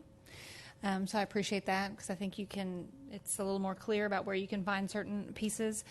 And I would hope, we worked this summer about not being as conservative in our modeling this year. So hopefully next year when they come back, we won't be in that same boat. But we do thank you for all the work that you do, because it's a lot to manage, so we appreciate it. All right, our next item up, is there a motion? Make a motion for the approval of litigation dues to the Texas School Coalition in the amount of $50,000 for legal fees associated with the Texas Public School Finance litigation that's currently underway. Thank you, Ms. Latham. Do I have a second? Thank you, Ms. Hassett. Mr. Ball, would you like to share some information with us, please? Certainly, I'd be happy to, Madam President. This is an item, as you know, Lewisville ISD is one of the named plaintiffs in the current school finance litigation. That litigation has been adjudicated at the district court level. Oral arguments have been heard at the Texas Supreme Court, and a ruling is expected sometime in the spring. The informed observers are speculating that it will be sometime after the primary elections. The matter before the board tonight has to do with the attorney's fees for the lawyers who litigated that on behalf of the plaintiff group. There are about 88 school districts who are participants in the plaintiff group in which we are participating. And at the inception of that litigation, that group coalition signed a contract with the law firm of Haynes and Boone to represent the coalition in this matter. And they have done that, and because of the timing of how that all worked out, the dues that would have been billed in the 16-17 fiscal year, it's requested that they be paid now because the work has all been done by the lawyers. And so this is not really a change in the amount that was originally committed.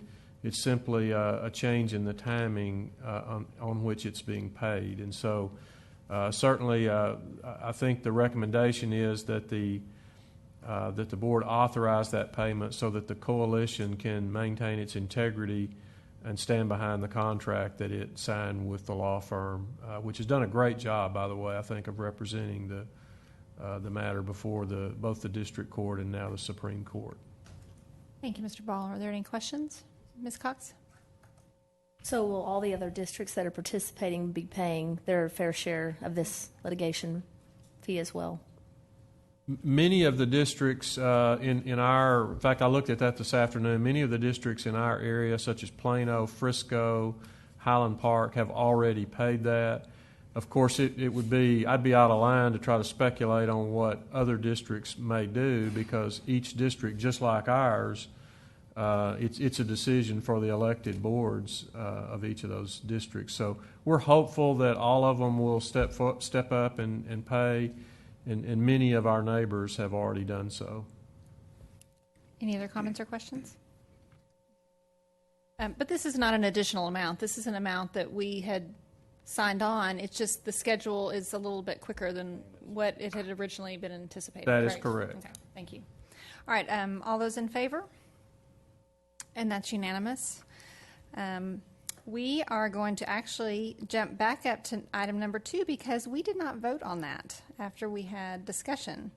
So we made the motion by Ms. Latham and the second by Ms. Cox, but we did not vote on our financial report. So all those in favor? And that's unanimous. Sorry about that. All right, now we want to move on to approval of our district improvement plan. Do I have a motion? Motion for the consideration of the approval of the district improvement plan for 2015-16. Thank you, Ms. Latham. Do I have a second? Thank you, Ms. Hassett. Dr. Brockman? As you will recall, in late spring, early summer last year, we approved the 14-15 district improvement plan at the conclusion of the year. So a reminder on why this is coming back so quickly for the 15-16 school year. We're trying to get it moved into the calendar in the right place for planning for the year ahead. We shortened the district improvement plan this year. Last year's DIP included every element of strategic design. This time we focused the district improvement plan, just like we're focusing our work in the district, around 2 major priorities: learning standards and cultural proficiency. And then much of the back information are items that are required by TEA to be included in your district improvement plan. So just a quick walkthrough. It starts with a needs assessment. That information comes from a variety of areas, includes demographics of both students and staff, summary of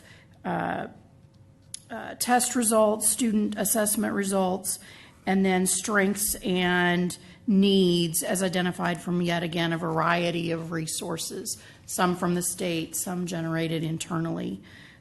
District goal number 1, learning standards. District goal number 2, cultural proficiency, and then the back pieces of all the required elements. Thank you, Dr. Brockman. Are there any comments or questions? Ms. Hassett?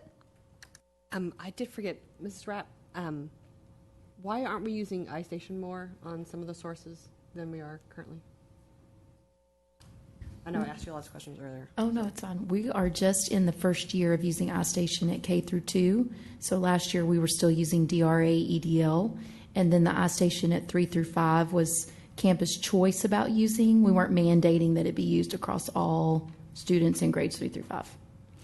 But going into next year, we'll use iStation more. Mr. Miller, did you have a question? Thank you for this, Dr. Brockman. So will we now be able to see the subordinate plans under this, the campus improvement plans that are lined up with a focus on the learning standards and cultural proficiency and that type of thing? While the campus plans are not approved by the board, they are available. Well, I know I can get them on the websites. I guess I'm not looking to approve it. The question is, are they completed in the context of this plan presented to the state? So if we've got a district plan, I would assume the campus improvement plans sit underneath that as sub-plans and with some localization. So are those complete now to go look at? Yes, they are complete, and we'll make them available. Just put them all on one website, one URL. Ms. Cox? I just had a couple of questions and comments mostly, but on the drug prevention strategies, I was wondering why it didn't include alcohol on there as well. That was one. The second one was under the SHAC committees is on the 21-day challenge. It shows about data arrives, and we're going to get data. I'm just curious what happens after the data arrives. What is the ongoing program for that particular program? Two more things was the career cruising. The vote's out for me on that. Not real keen on the program, so I would like an evaluation on career cruising and how effective it is on our students. The last thing under suicide prevention, I was wondering why youth and family counseling was not mentioned, since they provide some 6 free counseling sessions for the district. Okay, I'm going to start with the first, the alcohol and drug awareness. Our counseling staff really treat those together, and we can certainly go back and add the word alcohol, but the processes they would use, the supports they would share with parents would be the same. We can certainly go back and add the word alcohol. The next question was on the 21-day challenge. That information from all participating districts is compiled into a report that is available, and I sent a link from last year's for you to look at. Of course, we have not yet entered the 21-day challenge yet for this year. Go LISD beat the competitor district not too far from here. And the SHAC uses the data to help guide decisions for the next year, the number of participants and the results. So it is something that they use.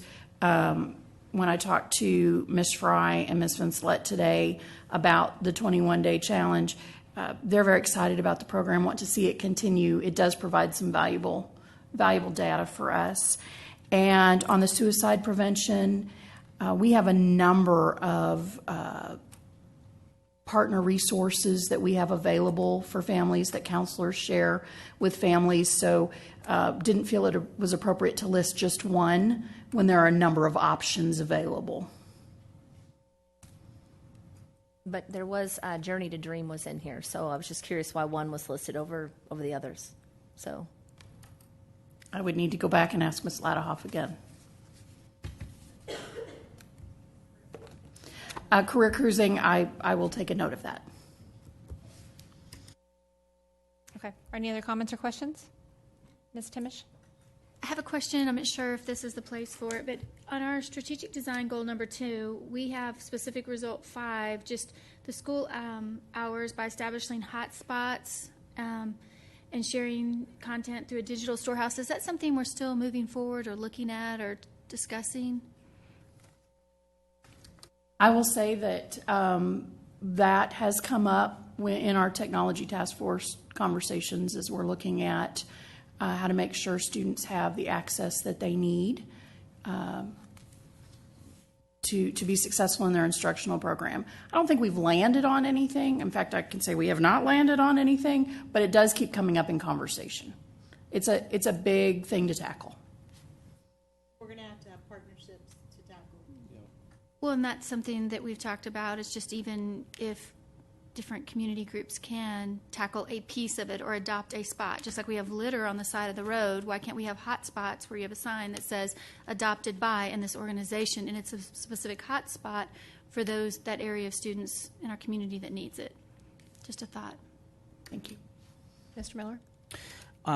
Dr. Brockman, just as a reminder to me, when is the last time we saw this document, or the first time we saw this document in its current form? Last month. In November. Okay. Are there any other questions or comments? Okay. Yeah, we got to vote. All right. All those in favor of the district improvement plan? And that is unanimous. Okay.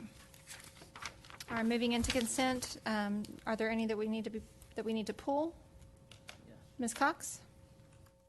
I would like to pull 2A, 2B, and 2E1. All right. So 2A, 2B,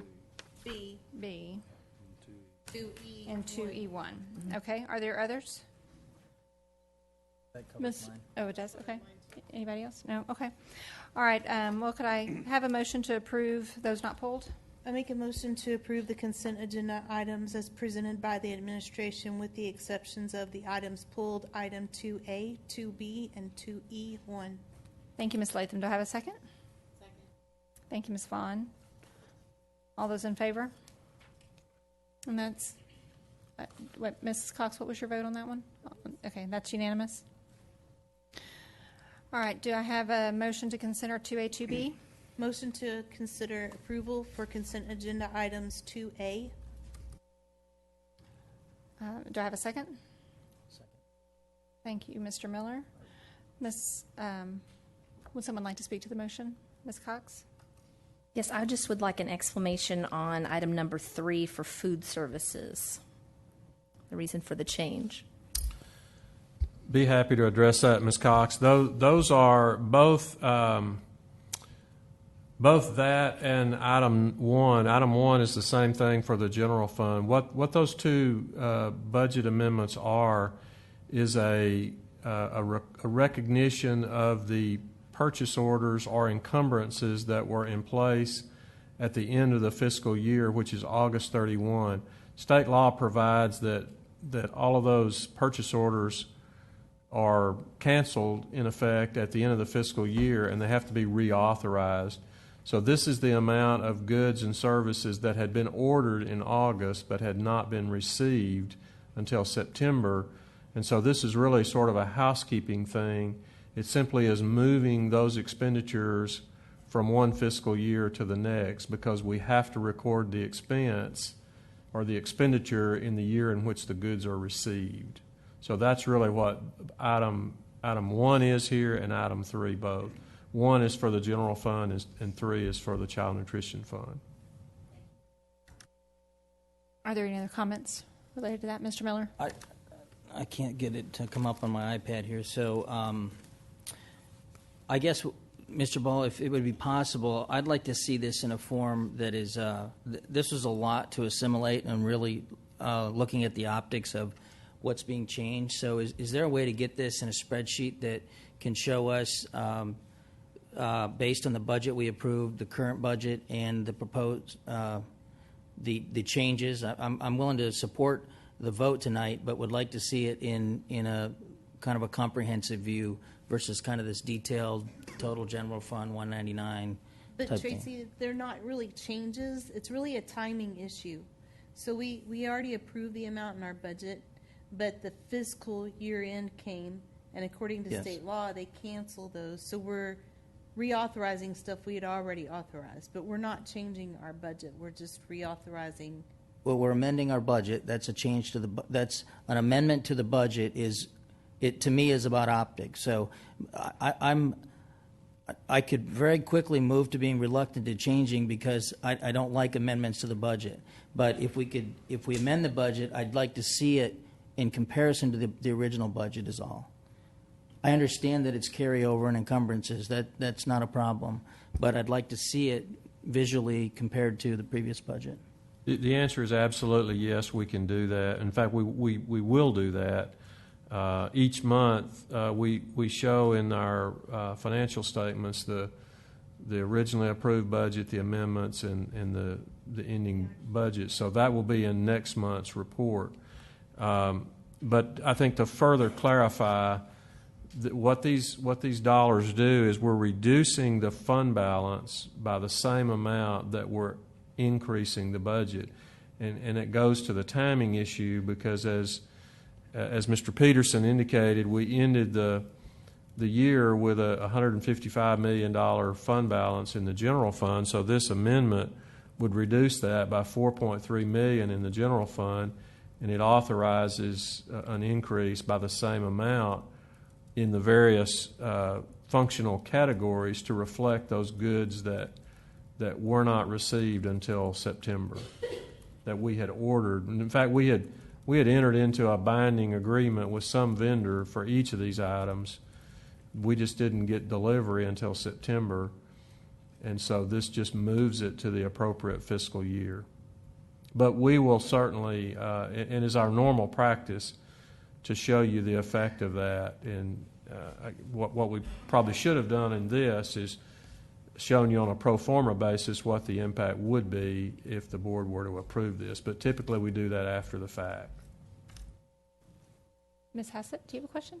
Oh, okay. All right. Thank you. All right. So if there are no other comments or questions, all those in favor? And that's unanimous. Do I have a motion to consider item 2B? Motion to consider approval for consent agenda item 2B. Thank you, Ms. Latham. Do I have a second? Second. Thank you, Ms. Cox. And I guess if someone would like to speak to that motion, I have a feeling Dr. Rogers will want to provide some clarification as well. So do you want to speak to it? Yes, I'm in full support of this. I think it's a great program, but there were some unanswered questions I feel that need to be clarified in regards to PD Place. So I'll just read all my questions and whomever can answer them. So one was what is our financial obligation as a district? Who will pay any of the construction needs that we need for a separate door, et cetera, that were mentioned? What budget is this going to come from? Will there be any ongoing fees the district will be responsible for? And will this facility only be for Central kids alone? And what will the hours of the facility be?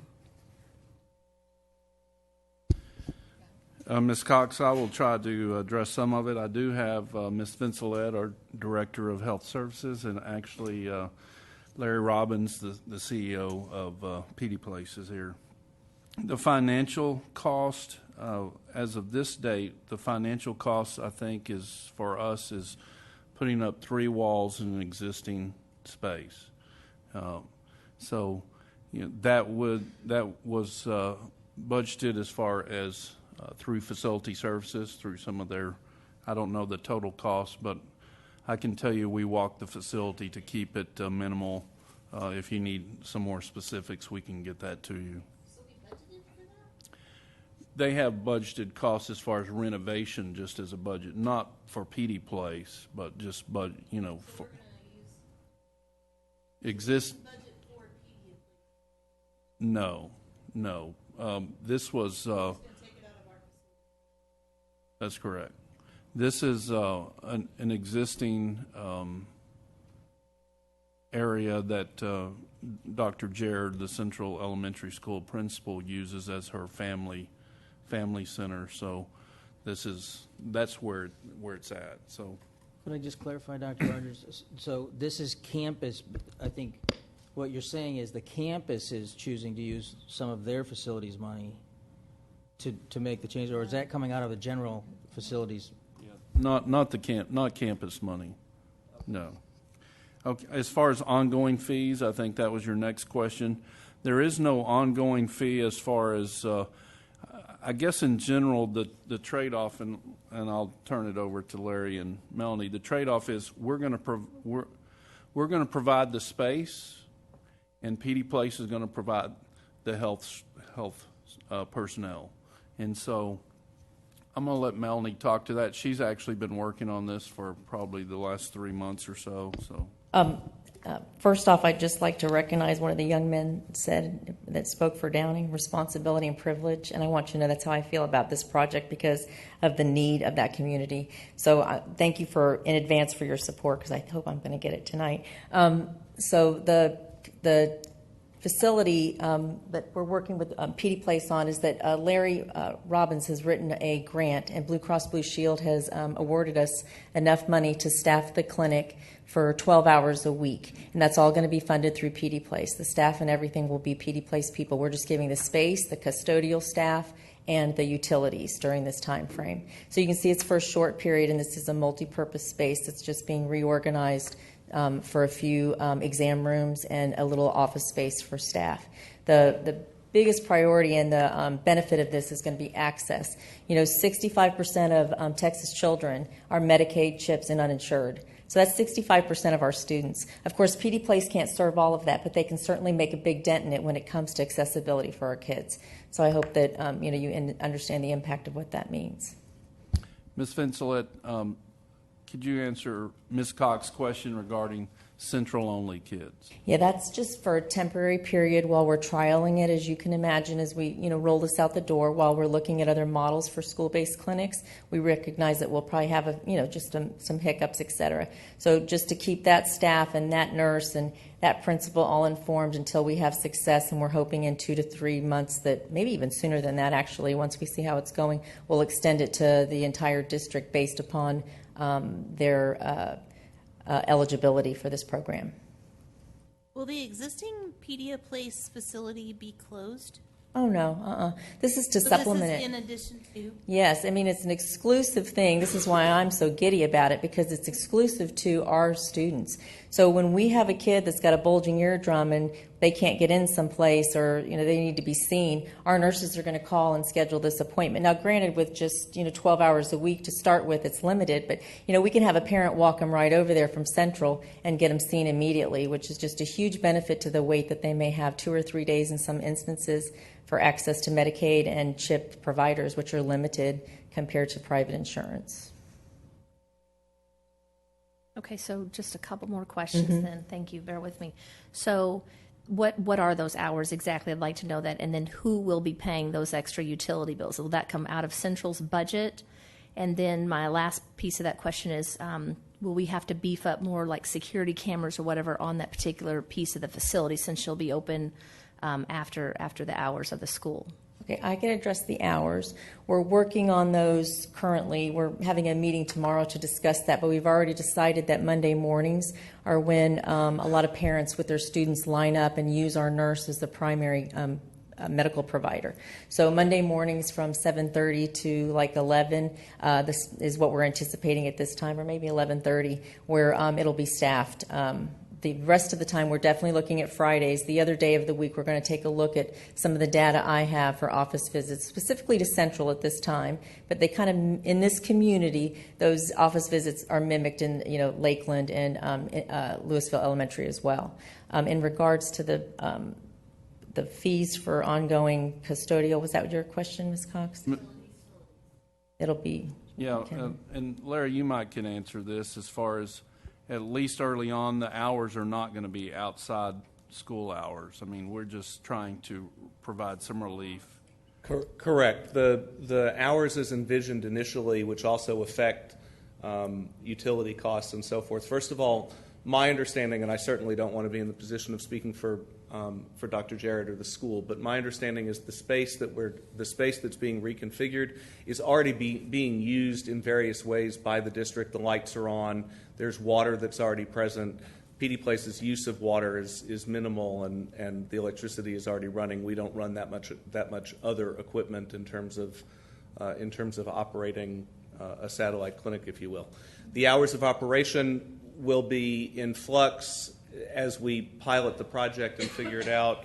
Melanie's indicated that Monday morning we know is a high volume time for us at our Lewisville facility, primary facility, so this helps us serve more during the same amount of time, and then using district data we'll be able to best determine the other hours of operation during the week. Our grant funding right now is for 12 hours a week. We may be able to stretch that depending on who's staffing and when and so forth.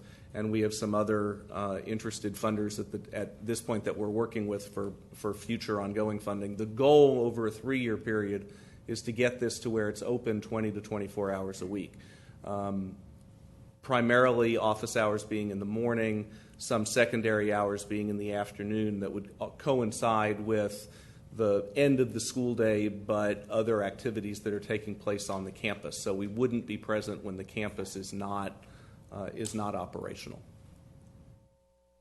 And Dr. Jarrett, you could probably just clarify, this is part of your Family Engagement Center, right? Am I correct? Yeah, could you come up here, please? Thank you. And, you might want to, Dr. Jarrett, you might be the one to speak to kind of your thoughts as the campus leader on what you see as the benefit or not of this. Currently, we're using the space for our family and community engagement. Part of that is ESL classes that are being offered through Denton ISD, and then also the GED component. Our parents are also supporting the staff in terms of working and running copies, and it's actually supported the staff in ensuring that the student achievement is increasing. And so to speak to the hours of operation, it's during the school day. There are already parents coming in during that time. We do have an office clerk that houses out of that area, so that does ensure the security of students during the school day. And Matt Garrett has actually walked the campus and walked the area and has provided feedback on just things that we have to ensure in terms of sign-ins and installing a Raptor system within the community center. The document in our board book talked about how Pedia Place will train staff at Central Elementary on how to help with the clinic, and my point is, I think our staff and our teachers at Central Elementary have enough to do. I can't speak specifically to the training component, but what I am from the wording in it and the conversations that I've had with Melanie and with Larry, part of that is the confidentiality piece. There is an office clerk in that area, and I think just to ensure the confidentiality of students and parents, that's a piece that I do know that they will support with. Larry, I don't know if there was further information on that.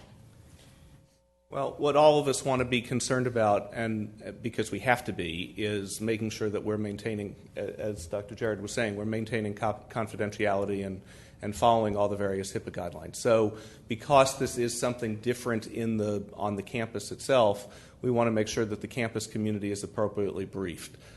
When that takes place, how that takes place is certainly within the context of ongoing on-site campus education for its staff. Part of the staffing of the clinic is utilizing an administrative person that's already on campus. That Dr. Jarrett has indicated that we can share that person to some degree with check-in and check-out of patients.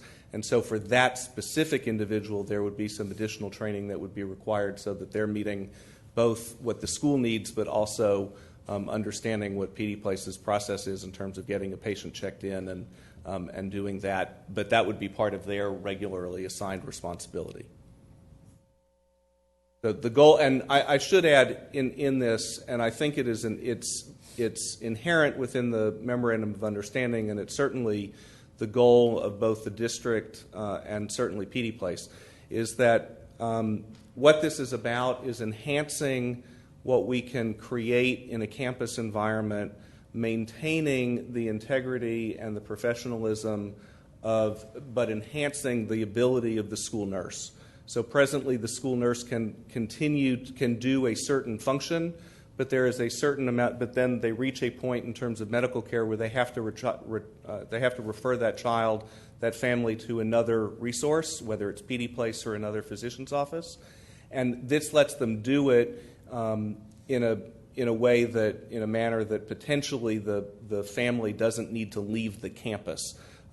Because of the way that the clinic is being constructed, to the benefit of the campus and to the benefit of PD Place, there is a separate entrance to the clinic.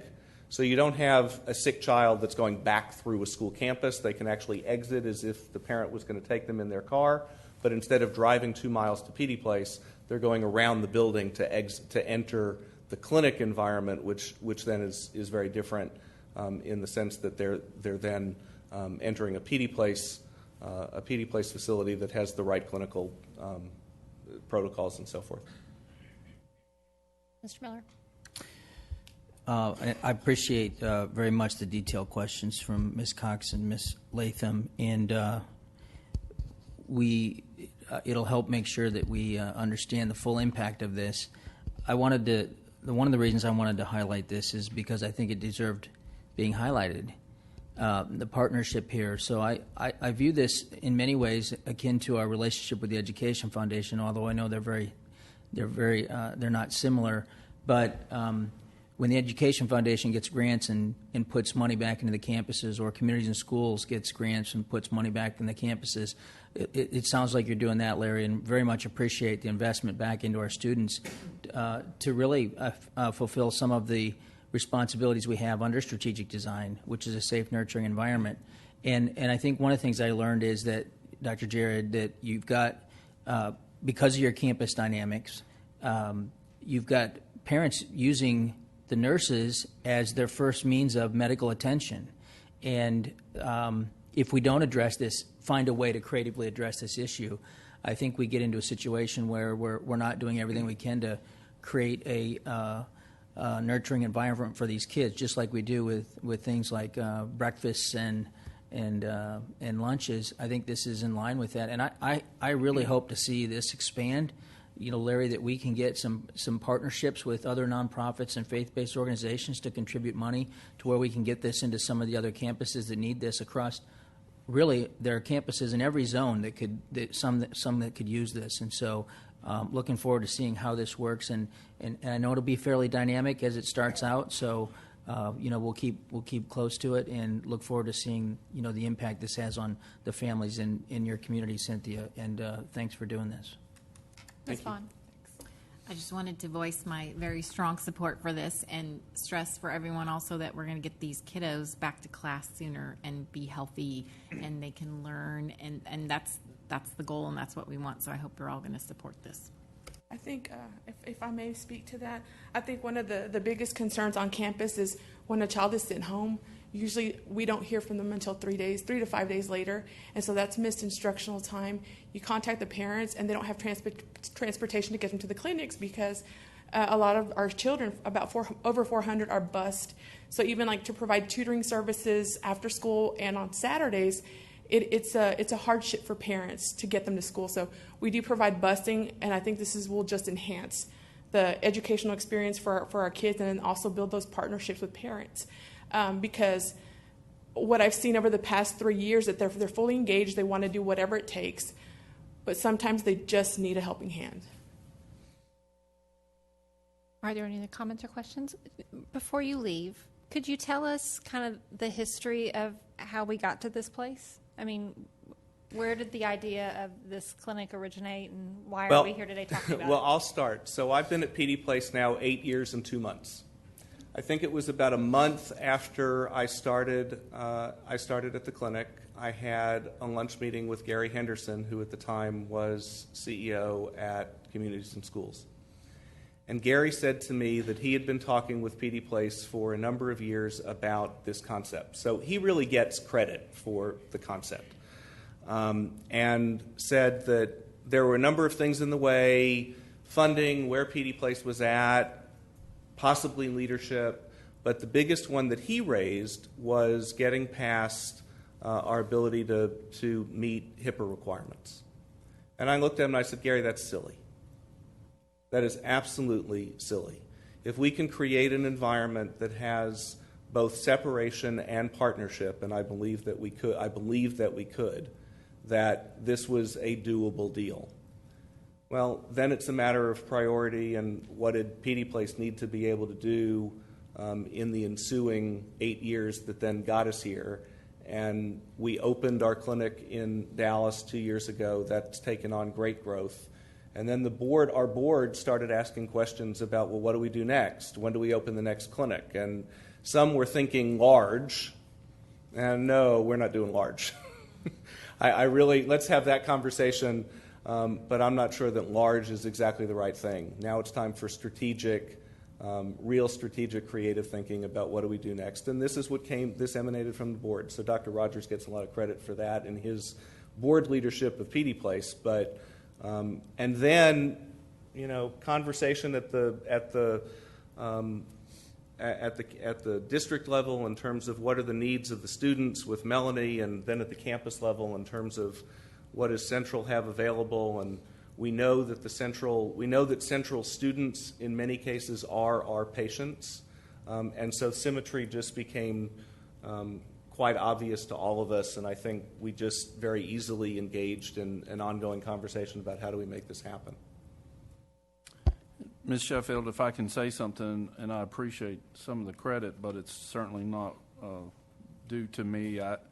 Actually, the first time I'd ever even heard of a school-based clinic was when Dr. Waddell was speaking to the PD Place board about 5 or 6 years ago, and he brought it up, and it sort of lay dormant, and then the idea came up again. You turn it over to Larry and Melanie to look into it and talk to Dr. Jared, and so I appreciate their work on it.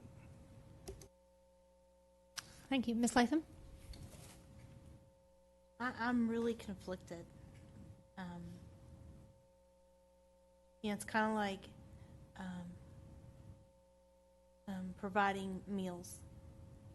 I really don't want Johnny or Sally to go without a meal. I really don't.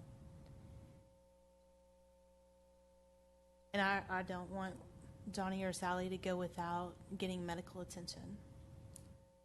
But I'm conflicted because at what point do we say, we're in the business of education, and there is a responsibility on the parents. And I totally get the hardship of having to, go get your kid from school and get him to the doctor and taking off work and getting docked that 3 hours worth of pay. I get that. And I get that, if we can get these kids medical attention sooner, we can get them well sooner. The part I'm struggling with is at what point do I say, this is a schoolhouse. It's not a community center. It is not your doctor's office. It is not your transportation method. It is not the method that you feed your kids by. And I know that sounds so harsh, but we all know that we have people that know how to work a system. And I also know that Central has a lot of challenges. Do I really need to add a medical facility to their challenges? And I know that makes me sound like a horrible person, but I'm just being real. Yeah, I can speak specifically to that because that was a concern of mine as well, because when I look at staff, they do have an enormous job. That's any classroom teacher, but specifically at Central, and I never want to add more to their plate. In fact, I always look at things that I can take away so that they are fully supported. And I think in communication with Dr. Rogers and Larry and Melanie, one of the things that we did ensure is that it would not put any additional weight on campus staff, the classroom teachers, the paraprofessionals. We did get allocated an additional office clerk this year, and so that person's been supporting in the community center. So as far as the added strain on the teachers, I don't anticipate any. And so I hope I've spoken to your concern. But it has been a collaborative structure to ensure that it is PD Place and that there is a distinction, even so much so that there's going to be, the doors are going to be locked, so there's not an entrance from the clinic into the campus. I'd like to call the question. Did you have a comment? Well, I just wanted to say that I think your question is right on point. I don't think there's anything wrong about that question and about those sentiments. I think both PD Place and the district have to constantly think through exactly those issues. Are we in the right place? Are we serving the right need? Are we meeting a need and addressing a problem, or are we creating something that is different that nobody anticipated or really even wants? So I think the question is exactly on point. I think that this creates a solution to something that the campus is already facing, with kids present who need to go to a physician and may or may not have a place to go and are putting a burden on school staff.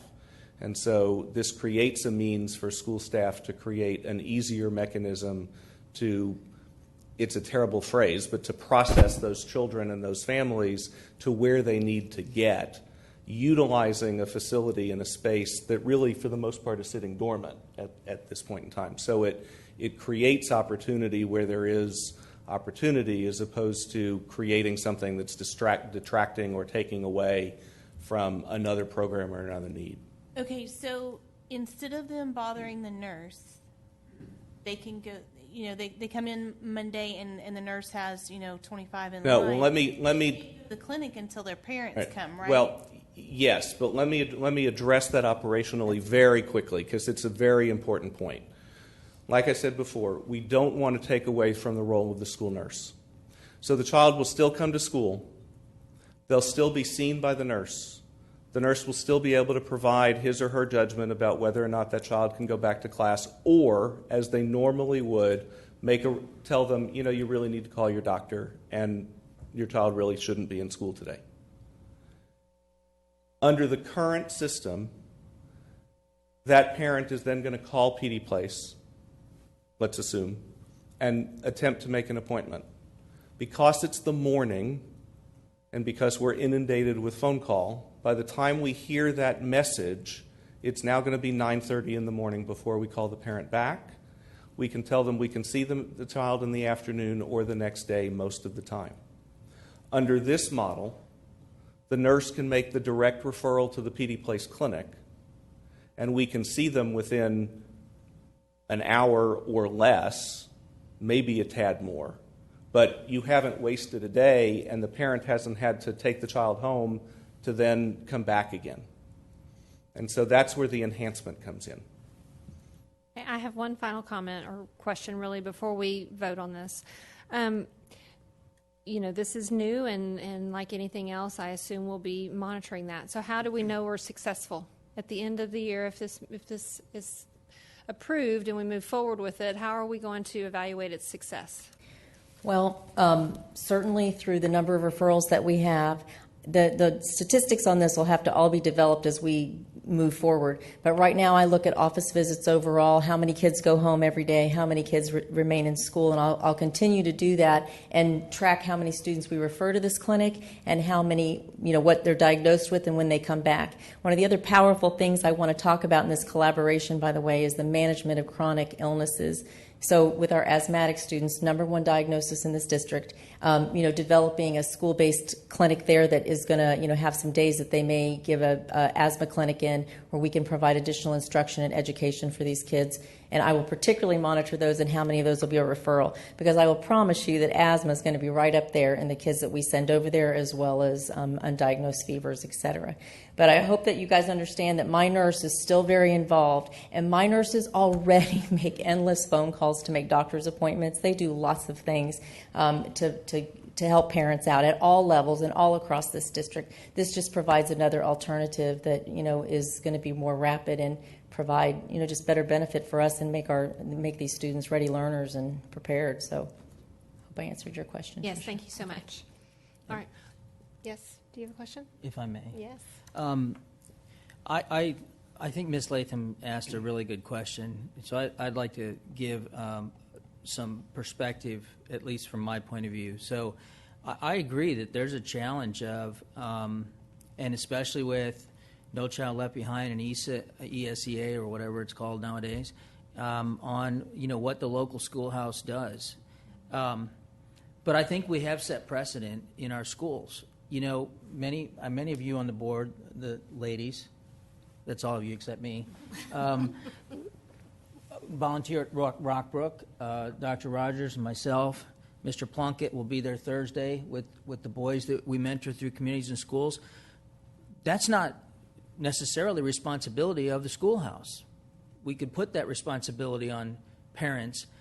And when you start to look at the stories about the kids that sit at our tables who are not living with their real parents or not living with a good caregiver, that's not necessarily the primary objective of the schoolhouse. However, it is necessary to get those kids to a healthy perspective. And our own juvenile judge in the county will say that if a kid can have one person that has no reason to invest in their life but does invest in their life, the likelihood of them coming from a difficult situation turning out better is higher. And I think that's a little bit what we have here. That I think there's precedent for us doing things in the schoolhouse as a community that really do make a difference in these kids' lives. And so maybe we disband it neither.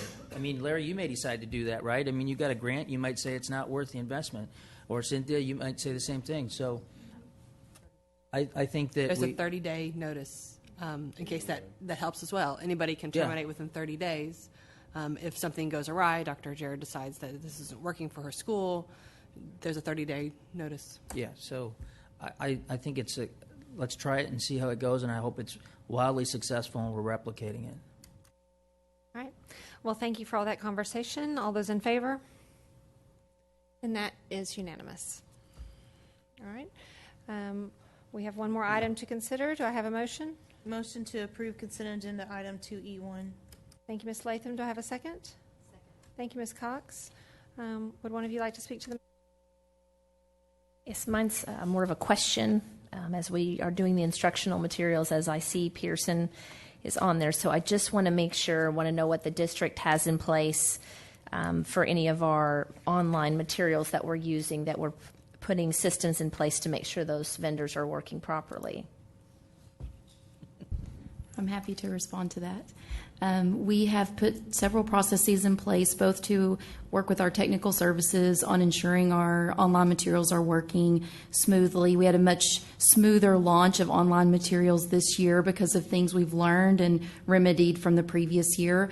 We staggered materials in terms of rolling them out before they went home with teachers. We embedded a lot more learning in our professional learning with teachers about how you need significant amount of practice time with online materials. We had dedicated time with each individual publisher related to creation of accounts, and our technical services team, as I look at David Kuntz, did a great job setting up student accounts.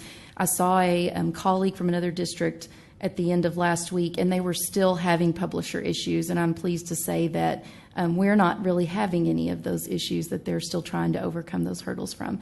So those processes have helped immensely with our technical services team, our professional learning, and then just as a side note, we look at all these materials to be sure that they're aligned with the Texas Essential Knowledge and Skills. We take to heart the concerns of the board about the Common Core state standards as well. I have a question. Ms. Latham? Will this ensure that teachers at our DAEP campus and our students at our DAEP campus have access to online materials, because they currently do not? Yes, so at DAEP, because our online material, the access to the online is based on Skyward accounts and some processes that are in place with whether students are enrolled in their home campus or not impact online enrollment, but we do have printed materials available at our DAEP programs.